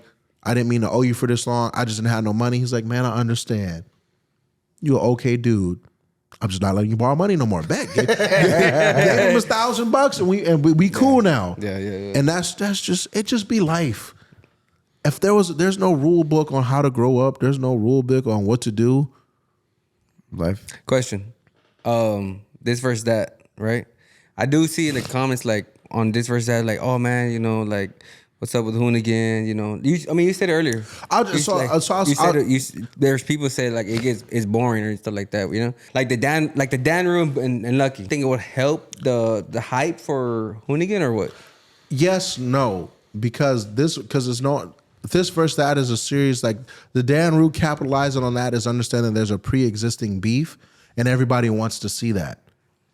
Like if you and your homie have a beef, they don't know who the fuck you are. Yeah. Like, but I'd want to see it. And from my perspective, like people are like, well, they're going like my goal for Hoonigan is to bring the vibe back, bring that real gritty, raw, like we don't give a fuck vibe because I don't. Yeah. Like I let people know from the jump, I don't give a fuck who you are. Like you just another motherfucker to me. You just have more money. You might be able to put me in the ground quicker. That's cute, but like, what's up? Like not what's up, like what's up, but like what's up? You feel me? And so for the this versus that. Those are the things that pay the bills. Those are the things where partners want to see their brands, where they want to see this, and that's understandable. But what I'm trying to do, my vision would be, because now it's like Brian Scotto gave me the talk. He gave me the big homie talk. Like, I won't repeat what he said, but he big homie, and he was like, hey, bro, we've been doing this for a long time. What may not work for me may work for you. So do what you do as long as you can do it, because we have to do what we have to do to take care of our families. Respectfully. Right. And I was like, bet. But now it's like understanding like, yeah, let's have fun. I'm not saying daily transmissions will come back because at the same time, when we brought back daily transmission, nobody really watched it. When we brought back circle jerks, nobody really watched it. So in my head, I want to see what y'all got. I want to see what you do. I want to see what you do. I want to see what you do. Yeah. And in a sense, it's like, let's go to somebody else's town. Let's see what they do. Let's go to Beto's shop. Let's go to Freddie's shop. Let's go to Adam's shop. Let's go fuck with cars in South Dakota. Yeah. Let's go see shit like that, because there's a lot of people that have come here, but now I want to go where those people are. I want to see what makes you tick. Or go to your local car meets. I want to go to the South, shoot some guns. Yeah. See some trucks mudding, all that. Little Crosby flow action. Yeah, Crosby? Yeah. So to answer your question, I think with this versus that, it has a lot of potential to do more, but it's just racing. And people are tired of seeing racing. And I won't lie, I go through the comments. Each video that comes out, I read every comment. I see what the kids are saying. I see what the kids want to see. So that and I also read it to see what they want to hear. Yeah. Like at the end of the day, this is content provided free for y'all. Y'all don't have to watch it. But at the same time, understand like all the shit like I read, oh, y'all sold out. How? What we supposed to do? Right. Survive off selling stickers? Getting loans to pay for permits? Like, no, like, Yeah. bro, like, think about Electricana came out. How much you think it costs to rent a bullfighting arena? How much you think it costs to drive a Audi on an airport strip? Yeah. How much you think it costs to have all those people there? Yeah, everything costs. Yeah. They ain't there for free. They ain't fair. Like, man, we're here for T-shirts and Kid Block. Nah, this is my job. This is my livelihood. Yeah. Just like y'all not doing this for free. I'm sure there's a way y'all getting paid or y'all coming on a come up. Y'all know you're like on that fine line where you could go back to what the fuck you was doing, or you about to blow up and make sure that shit keeps skyrocketing. Yep. And I pray it's the second one where y'all keep going up and going up and going up. There's going to be a time, like I tell everybody, there's going to be a time y'all hate each other. There's going to be a time y'all don't get along. There's going to be a time I don't want to talk to you. I don't want to see you ever again. But it's understanding this is business. This is our livelihood. We need to get this shit going. Yeah. All that petty shit, like whoop-de-wop, like fuck, let's crush this shit. All that crying. Get this. You have to feel the pain to appreciate the pleasure. Dumbass. I feel you. Like people, like this car came here as a shell. Yeah, it's fucked up now, but all this shit wasn't in the car. All y'all shit started off as a shell. Yep. You the car, you had the wheels, you had the engine, he had the wiring. Now y'all came together, now y'all moving. You're gonna have a hiccup. Shit gonna break. You gonna crash. But you don't give up and be like, oh man, I crashed. Like, nah, suck that shit up and keep pushing. Hell yeah. Stop the crying. Keep going. Cause there's a motherfucker right now. If you gave them all this equipment, they'll be out here singing fucking KRS-One songs all day. Oh my God. I watch a dude named Buff Correll on the internet sing songs and dance all day, and he stay consistent. People like, you still watch him because he about that grind. Yeah. Even some videos be 100 views, some videos be 1 million views, but he out there singing his buff ass, greasy in his bedroom. He be like, Buff Crow, some of the we gonna get a song to go on. And I watch him. That's the kind of shit I watch on YouTube. I like to watch weird shit on YouTube that's consistent. Yeah. I watch motherfuckers explain comic books to me. I watch motherfuckers make cooking shows. I watch the behind the scenes of cartel videos. I want to know why this motherfucker got his head chopped off. Goddamn. But it's the understanding. I like watching shit that people put their passion into. Yeah. Like when I watched y'all shit, it randomly popped up on my feed, and I seen this dude. He was like, "Yeah, man, if you want to join our truck club, you got to at least have this, that, and this." And I was like, "What kind of dude? What do you get for this? A sticker?" But then, then in real life. Yeah. But then in real life, I saw his truck when I was in Florida. Then I went from talking shit to respecting the shit, because in that scene where he's from, if you ain't clean, if you ain't top dog, then you ain't shit. I seen motherfuckers with $500,000 lifted trucks show up on the back of a semi truck, flatbed, to just roll. Bro, you brought a truck on a truck to sit around fucking trucks. You know how stupid that is to me? I see what. Bro, no, I'm at the Florida at iDrive. That's where I seen your boy. Okay. I seen him at iDrive, and I was like, I recognize this cat somewhere. And I was like, yeah, you talk shit to him on the internet. And I was like, should I go up and say something like, I respect this truck? I was like, nah, he with his people. But just know, mister, I respect you now, bro. After I seen the chrome arms, his whole shit, like if you look under this car, like it's clean, and this a drift car. So imagine the left, like, bro, I'm sitting here like, bro, I'm about to zinc plate my subframes on a car I'm a dirt drop at least 1,000 times. So for the dudes that are passionate about this, I am sorry that I talk shit to you, because I didn't understand where you came from, because all I saw was a motherfucker sitting here talking about, you need to have your truck clean. Nigga, please. But now I understand. Yeah. Like I was like, all right, bet. My bad boss, man. It wasn't personal. It'd be internet shit. So if I see you again in real life, I'm gonna dap you up. I got you, man. I got you. I'm in the same crew. Oh, you in this crew? Yeah, I'm in the same crew. My bad. My respects. My respects to you and y'all crew. If we gotta go fade one time, listen, just don't hit me in the face. No. We sure. I'll take my lickings like how I dished them out. You feel me? But I respect it, because y'all have to have a level of dedication. Yeah. I'll put it like this. My boy Matt, I love that dude like a brother. His baby was born. We in here, my R34 4-door transmission go out. We doing a CD swap. His baby's born the next day. He literally like, bro, I can't be here tomorrow. My baby's born. Bet, I'm not gonna trip. Hangs out with his baby one day, comes back the next day. We gotta get this car done. Damn. That man spends time away from his family to come help me. Nice. Real. That man bring his family to the track. He bring Melissa, little man, and little mama to the track. They be like, Uncle Gary, my daddy crashed. He did crash. This shit's That's what happens if you weren't born a week after the one that happened, the accident. Right. That's what I be saying. And it be like, be the passion. Yeah. People don't understand. How can you spend so much money on a car? Bitch, how you spend so much money on Birkin bags? Yeah. Birkin bag ain't never linked Apple Valley. Birkin bag ain't never ran 10 seconds down the street. Birkin bag ain't never gave you the joy that when you turn on your car, you Pow, pow, pow. right? E85 Cold Start, you can't get out there in a Birkin bag. Bitch, get out my face. Oh, you guys are stupid. You go to the club and you waste $1,000 on bottle service. I go to the club and waste $1,000 just get my car on the track for 10 minutes and then break. We built different. Yeah. I breathe different. I move different. Your nigga can't link what I can link.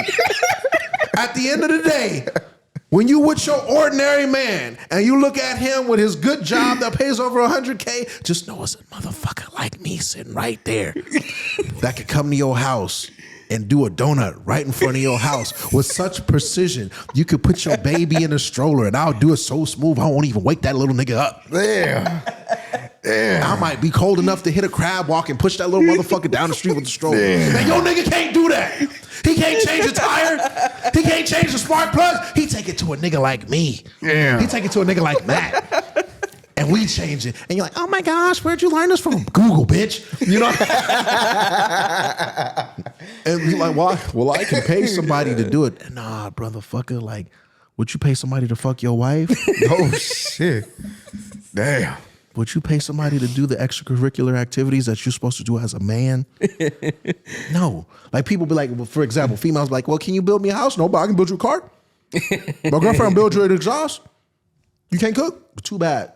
Toodaloo. Yeah. Skedaddle. Skedaddle. Skadoodle. What I need you to do is go outside, find a collection of rocks and place them in front of you. And kick them motherfuckers and get out my face. Yes, sir. Yes, sir. Nice. Thank you. Man. Hey, so we seen you at SEMA, right? Oh, you did? Yeah. Damn, that's right. I said, what's up? You said I'm due from podcast. Oh, my bad, bro. It was a blur. Honestly, it was a blur. A blur. I was screaming. I was yelling. Bro, I want you to imagine like motherfuckers doing burnouts after burnouts after burnouts. I ain't never been in war or experienced anything like that, but it was like, bro, where am I? I go home, I wash myself in the shower, black stuff falling all off me, tire dust. I put my drawers in the corner, tire dust. But yeah, I did see you at the SEMAs. On TV. On TV. I seen you at SEMA on TV. What you mean? What you mean you see me on TV? Am I making shit up? I swear I seen you. I swear I seen you or a nigga that look like you. Oh my God. We never went to SEMA.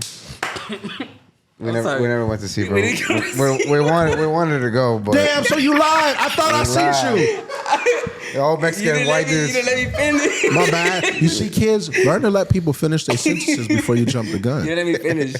I seen you on SEMA on Instagram. Mm-hmm. And you were doing the burnout. You were doing the burnout, right? All right.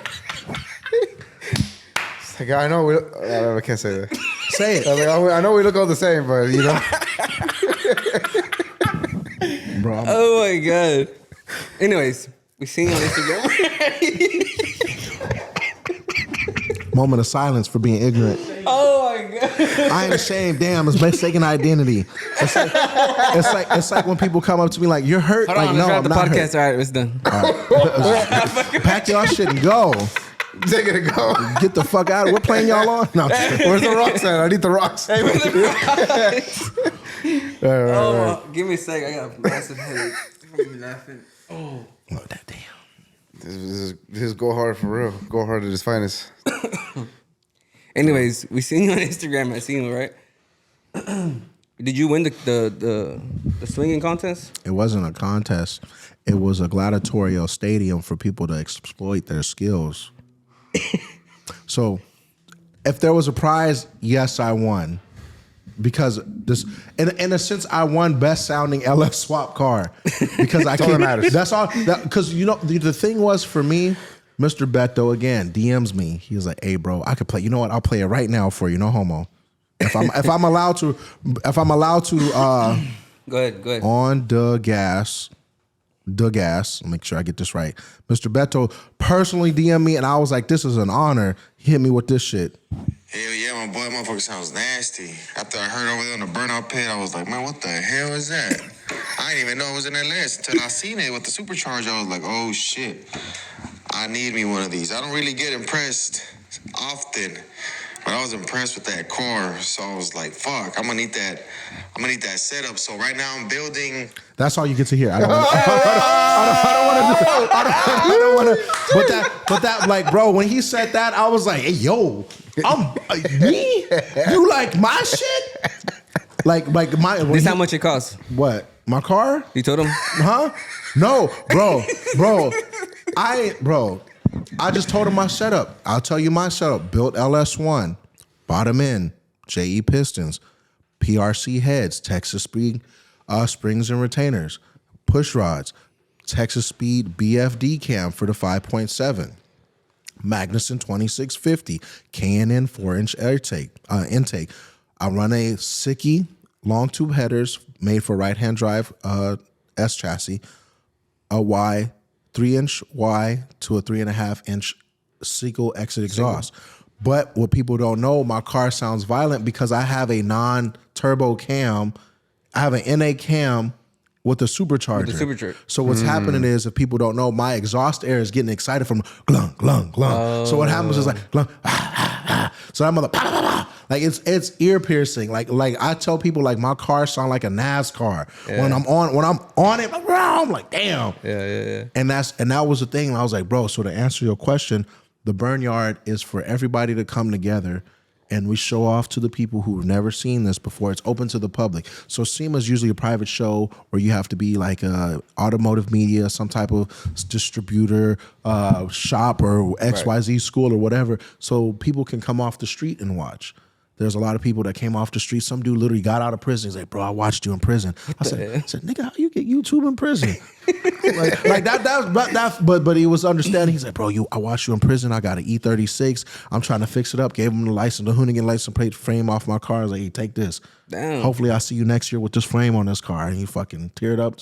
Big, jolly nigga, buff, hugging me. I'm like, I'm big and jolly, but just imagine a bigger, jollier, blacker dude. But that's the point, because people don't get to see cars. Yeah. You hear it, but when you hear it and you smell it and you feel it, and you get to be damn near that close where a tire blow off and you're like, oh, I got hit by a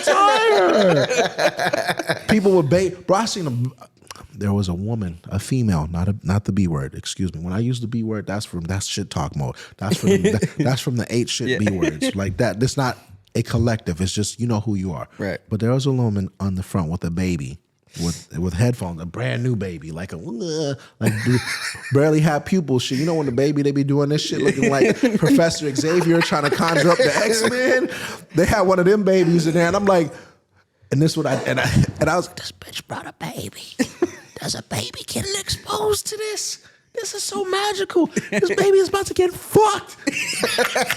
Because you sit there and it's like, rah, rah, and it literally looks like a house fire. And I'm standing around, I'm like, what the fuck's going on? I could just imagine this poor little baby lungs. Just coughing. Baby gonna have mesothelioma.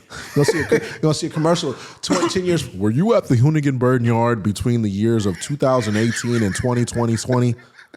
Well, you may have such a experiment for mesothelioma, cancer-causing rubber additives in your system. But also, it's understanding, like, bro, you see that sign that says anybody who enters this yard, you fucked. Like, whatever happens, happens. Yeah. But to answer your question, it's not a contest. It's more like who can last the longest. No homo. So in that sense, it's like you bring your shit and we hand select those people. Yeah. And they don't and that's what I tell people. This is what the internet says. Oh, y'all just tearing up everybody's cars. Where are you at? SEMA. Who's inside? Potential sponsors and partners. What do they want to see their products being used? So who's smart?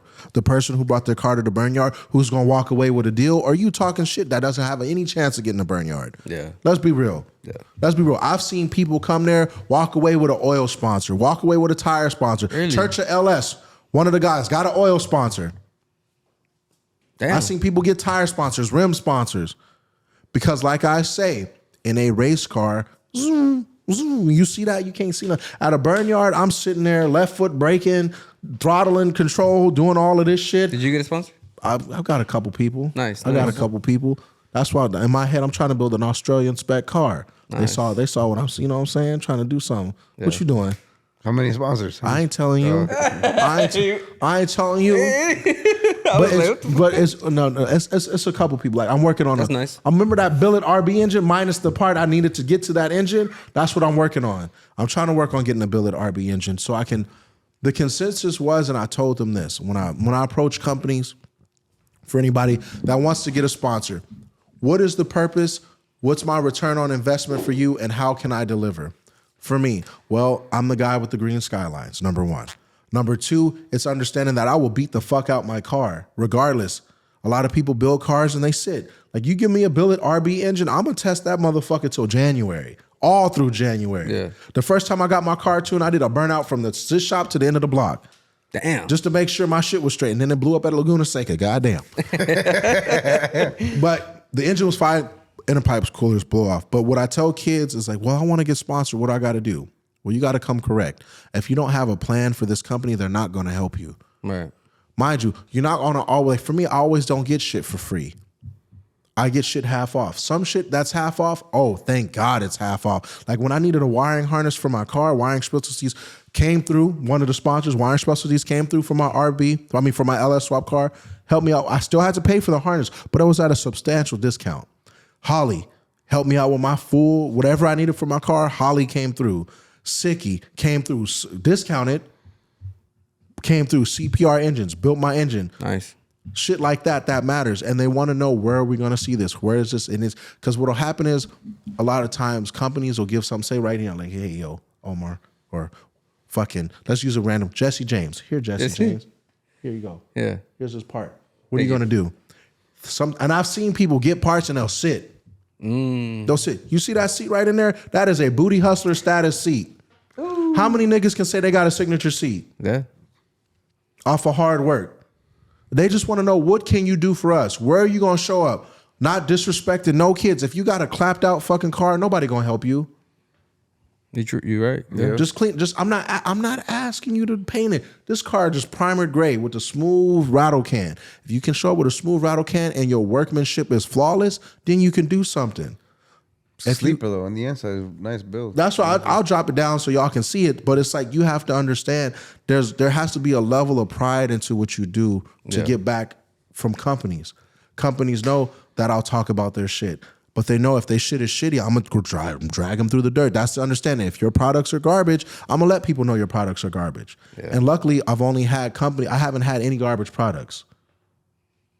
Which I can luckily say, like NRG hubs and steering wheels, people used to drag them through the dirt, and they make quality products. Chris Miller over at NRG has went there, reformulated everything to make everything work. So that's why I run it. When there are people like, why do you run this? Well, fucking, they're down the street. I know them. Yeah. I don't know the motherfucker in Japan that works Bell. No disrespect to them, but I don't want to run their shit. Why I'm gonna pay $300 when I can support the homie? Yeah. He just a homie. Support the homie. That's it. Yeah. I want to talk about Japan. I mean, are you gonna go to the most popular drifts over there in Japan? What's it called? Ebisu? Ebisu, yeah. I will. So the plan, I guess, would be go to like Tokyo Auto Salon. That's their SEMA. I want to go and meet Nomo Ken and all those dudes that inspired me, and be like, thank you, and just like, all right, that's it. I met him, but I want to see the people. I want to see the food. I want to go to little shops. Like, I'm a big Power Ranger guy, Transformer guy, and a lot of that stuff originates in Japan. So Super Sentai, Zoo Ranger, and all the Diaclones. Before Transformers were Transformers, it'd be Diaclones. I want to see all that original shit in the original colors and buy all that shit. I want to be dressed up and driving fucking down the street in the Mario Kart and all that. I want to see the giant Gundams. You know what I'm saying? I want to go to a sumo wrestling match. Nice. That's the kind of shit I want to explore, but I also want to show the audience, because what happens is, what's happened lately, a lot of goofy ass influencers or YouTubers, whatever, I'm gonna just call them nitwits. A lot of goofy nitwits with a following went over there and did some dumb shit. And then they fuck it up for people who want to see like us. So as soon as Japanese people see a camera, it's like, don't do that here. But people don't respect the culture. Like, I wouldn't come over your house, hey, where the food at? No, like, hey, how's it going? Yeah. How's it going? Thank you for having me. Sit down. Oh, appreciate you. Are you hungry? Oh, sure. What y'all got? Eat everything. Like, everything. Like, thank you. Yeah. I appreciate it. And nobody does that. So I'm trying to show, like, even though I'm wild and I'm loud and outgoing, I want to go to Japan where I have to be docile, get quiet. Thank you. I appreciate you. I can't go in there and be like, where the white women at? Where the white women at? Where the Power Rangers at? Can't be like, no, can't be doing that. There's a time and a place. So I want to go and explore that. Going back to Australia, possibly to go to Summer Nats. Possibly. Strong possibly, because if I pay my way, I'll get taken care of. Go see their burnout culture. People don't know, like, the Australian burnout culture over there is people build legit methanol supercharged cars to do burnouts. It's crazy. Wow. Specifically just burnouts only. Just a burnout car. I actually seen videos like that. They're crazy. On M1? Yeah. Just M1? What you mean? Alcohol? All I know, I'm not familiar with like all that shit. I'm like, why you ref your car before you turn it off? I'm guessing because of the methanol. Yeah. There's a dude by the name of Gary Myers, legendary burnout dude with a 67 or 65 Mustang, big blower car, consecutive burnout championships. Damn. And I feel like the next step is to have burnout championships in America. But them Australian dudes are blowing us out the water. Look, you want to like go to the more into the Dubai, like you know how they do these drifts, like stuff when they drift their cars and they do donuts in the freeway and stuff. Like So that unfortunately for us, there's a level of liability we can't show that. I would love to see that kind of stuff, but then heaven forbid a kid watches our video, tries to imitate that. I saw it on Hoonigan. I saw Uncle Gary and them do it. Then he loses his life. After that, I wouldn't want that on my conscience. Right. I'd rather them go watch fucking Tom Clancy and his boys do some Splinter Cell shit. That's how you go do over there. Yeah. Yeah. I'll be watching y'all shit when it pop up. I'm like, y'all know what to do. Yeah. Guess my biggest advice for y'all, if y'all gonna keep just consistency. Yeah. I wish I could say for myself, for my personal vlogs and what I do is consistent, but it's just like trying to balance the giant H, do all this, that, and the other. Sometimes I do get overwhelmed. Yeah. Sometimes I need a break. So I took a break this year from uploading content so I can make sure I can secure my spot at my job. Make sure they know I can do what I can do. So for y'all, just keep doing it. If there's more people you need to interview or somebody that you need to get a hold of that I can help facilitate that, I don't mind making a phone call for y'all because y'all came here. Yeah. Y'all didn't have to come here. So what's the future for you? What's the, you know, I mean, obviously you said the billet motor on the R34, right? Yeah, the 33 billet engine, 34, I've got the LS. This guy has so many cars, it's hard to keep up. I'm sorry. Then I got this HR engine in the back that I'm putting my R32. So I'm building like the joke is, and I haven't told anybody, it is a JDM Skyline engine because in Japan, the 350 GT, which is the G35 here, the G35 in Japan is a Skyline. So this engine came out of a JDM Skyline that I'm putting in a Skyline. People are like, why would you put a VQ in a Skyline? Bro, y'all said, when I put an LS in something. Y'all say, like, what y'all want me to do? What y'all want me to do? Want me to put a K-Series? You ain't never gonna please them. No, bro, I'm not into pleasing them. I'm into pleasing myself. Exactly, yeah. I wanted to ask a quick question on your hatch. So normally because it's kind of hard to put, Japanese cars to the US. How did you do it? You just, you got the car like that, or I don't even know if you can say. What do you mean? Like, did you just get the pieces and then get everything back on the car, or you just got it how it is? Because is it a 33 or 34? The 34? Yeah. The 34 came here like the 34 was already here. Oh, okay. So it was already here. I didn't bring it over or anything. It was already here. My homie, pretty much, the way I got it, I was helping my homie out, helping him pay some shit, and he was like, "Man, it'd be cool to get that car in your backyard." And he was like, "You want it? Like, let's make something work." And then I got it. Now I owe him money. Oh, got you. And then as far as like so pretty much any swap that I do on Skylines, I base them off if it's been in an S chassis. Most people don't know Skylines are just nothing but overbuilt S chassis. So I've got an S14 front subframe, S15 steering rack, S15/14 front LS swap kit. Damn. So when I do this, I make sure I research before I do it the stupid way. And that was the thing. When I put the LS in, it just went right in. No issues. I was like, so right now, I'm talking to Throttle, trying to secure this Hellcat engine. I'm gonna put that in a Japanese chassis. Is that the one you posted on your story? Yeah. Okay. So the goal for that is to team up with Throttle, build a 4-door Japanese, like a legit right-hand drive JDM car. So like I like Hellcats, but I don't like Hellcats. The body. I'm not a fan of the body. Yeah. I just want the engine. Yeah. So I'd put a Magnuson 2650 on it, make 1,000 horsepower on E85, and just send it. And then after that, just pretty much like the end all be all, I want a Hakoska Skyline with a VR38 from the newer GTRs. Put like the Alpha package on it and make like my own version of the Hoonigan if it was Japanese. Damn. Wow. And then do like my own like whatever. Smell a little bit of Hoonigan on you, obviously. Well, I mean, but the thing was, it's like for us to get where we had to, somebody had to build a platform. Yeah. I don't care what nobody say. Like Ken did that. He did all the gymkhanas. Then he gave us a place for misfits to run and gave us like a Disneyland for grown men of the automotive community, him and Brian. So at the end of the day, like we did the Electricana premiere, and I told his wife, I never got to tell your husband thank you. Like the last time I saw him was when he brought his Hyundai by, and I was just chopping it up. We were just talking about Star Wars and tacos. Yeah. And I said, man, I appreciate you for what you did and everything, but I never got to thank him. Like, I appreciate all you've done. Like, I've watched you from when I was a little motherfucker till now. And that's so surreal, like seeing you, because I get to see you drive, get to hype you up now, and now you're gone. Yeah. Like out of a thin air. And now it's like, now I'm left to try to, we're left to continue your legacy. Right. Whether that be good or bad, whatever the audience says, they can say, because they don't know the internal workings. Right. Especially his daughter's going into it. And she's doing phenomenal. Yeah. She's at a pace where, honestly, she's going to surpass him in every shape and form. And she's 16, right? 17. 17? She's Wow. young. You know, crazy. Mind you, he started at 35. Yeah. He started in his 30s. So she started way before him. And just seeing the progression, like she adapt. Because when you're young, you just adapt. She's just adapted. And it's crazy to see. Like when we were at SEMA Fest, before I bore you guys' ears off, I saw the Hoonigan like drive. And she was driving behind you. I never got to see that. I wasn't there at that time. So seeing that car, hearing it, I got a little emotional because I was like, fuck. Like your daddy got me here. Yeah. We're here talking because of her dad. Yeah. His wife, y'all produced you. Yeah. Yeah. Awesome feeling.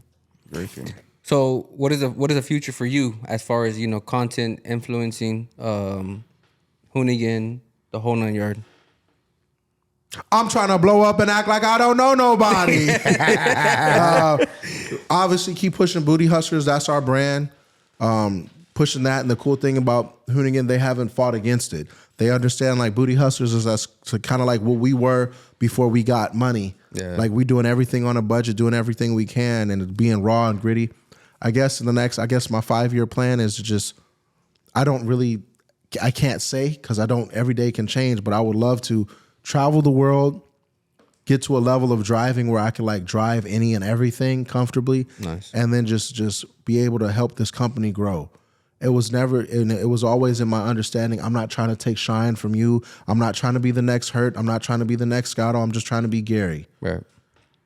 At the end of the day, those comments don't say Gary failed Hoonigan. It said Hoonigan failed us. So I'm trying to make sure the people know, like, we're here. Booty Hustlers is here. We're doing everything we can. This isn't a one-man show. I've got a team of people behind me that want to see this all work out and succeed. Like I tell people, I don't want to go back to a regular job. Yeah. Listen, man. I tried to sell drugs once. I did not work out. I will let everybody know. I was in a bunch. I lost my house.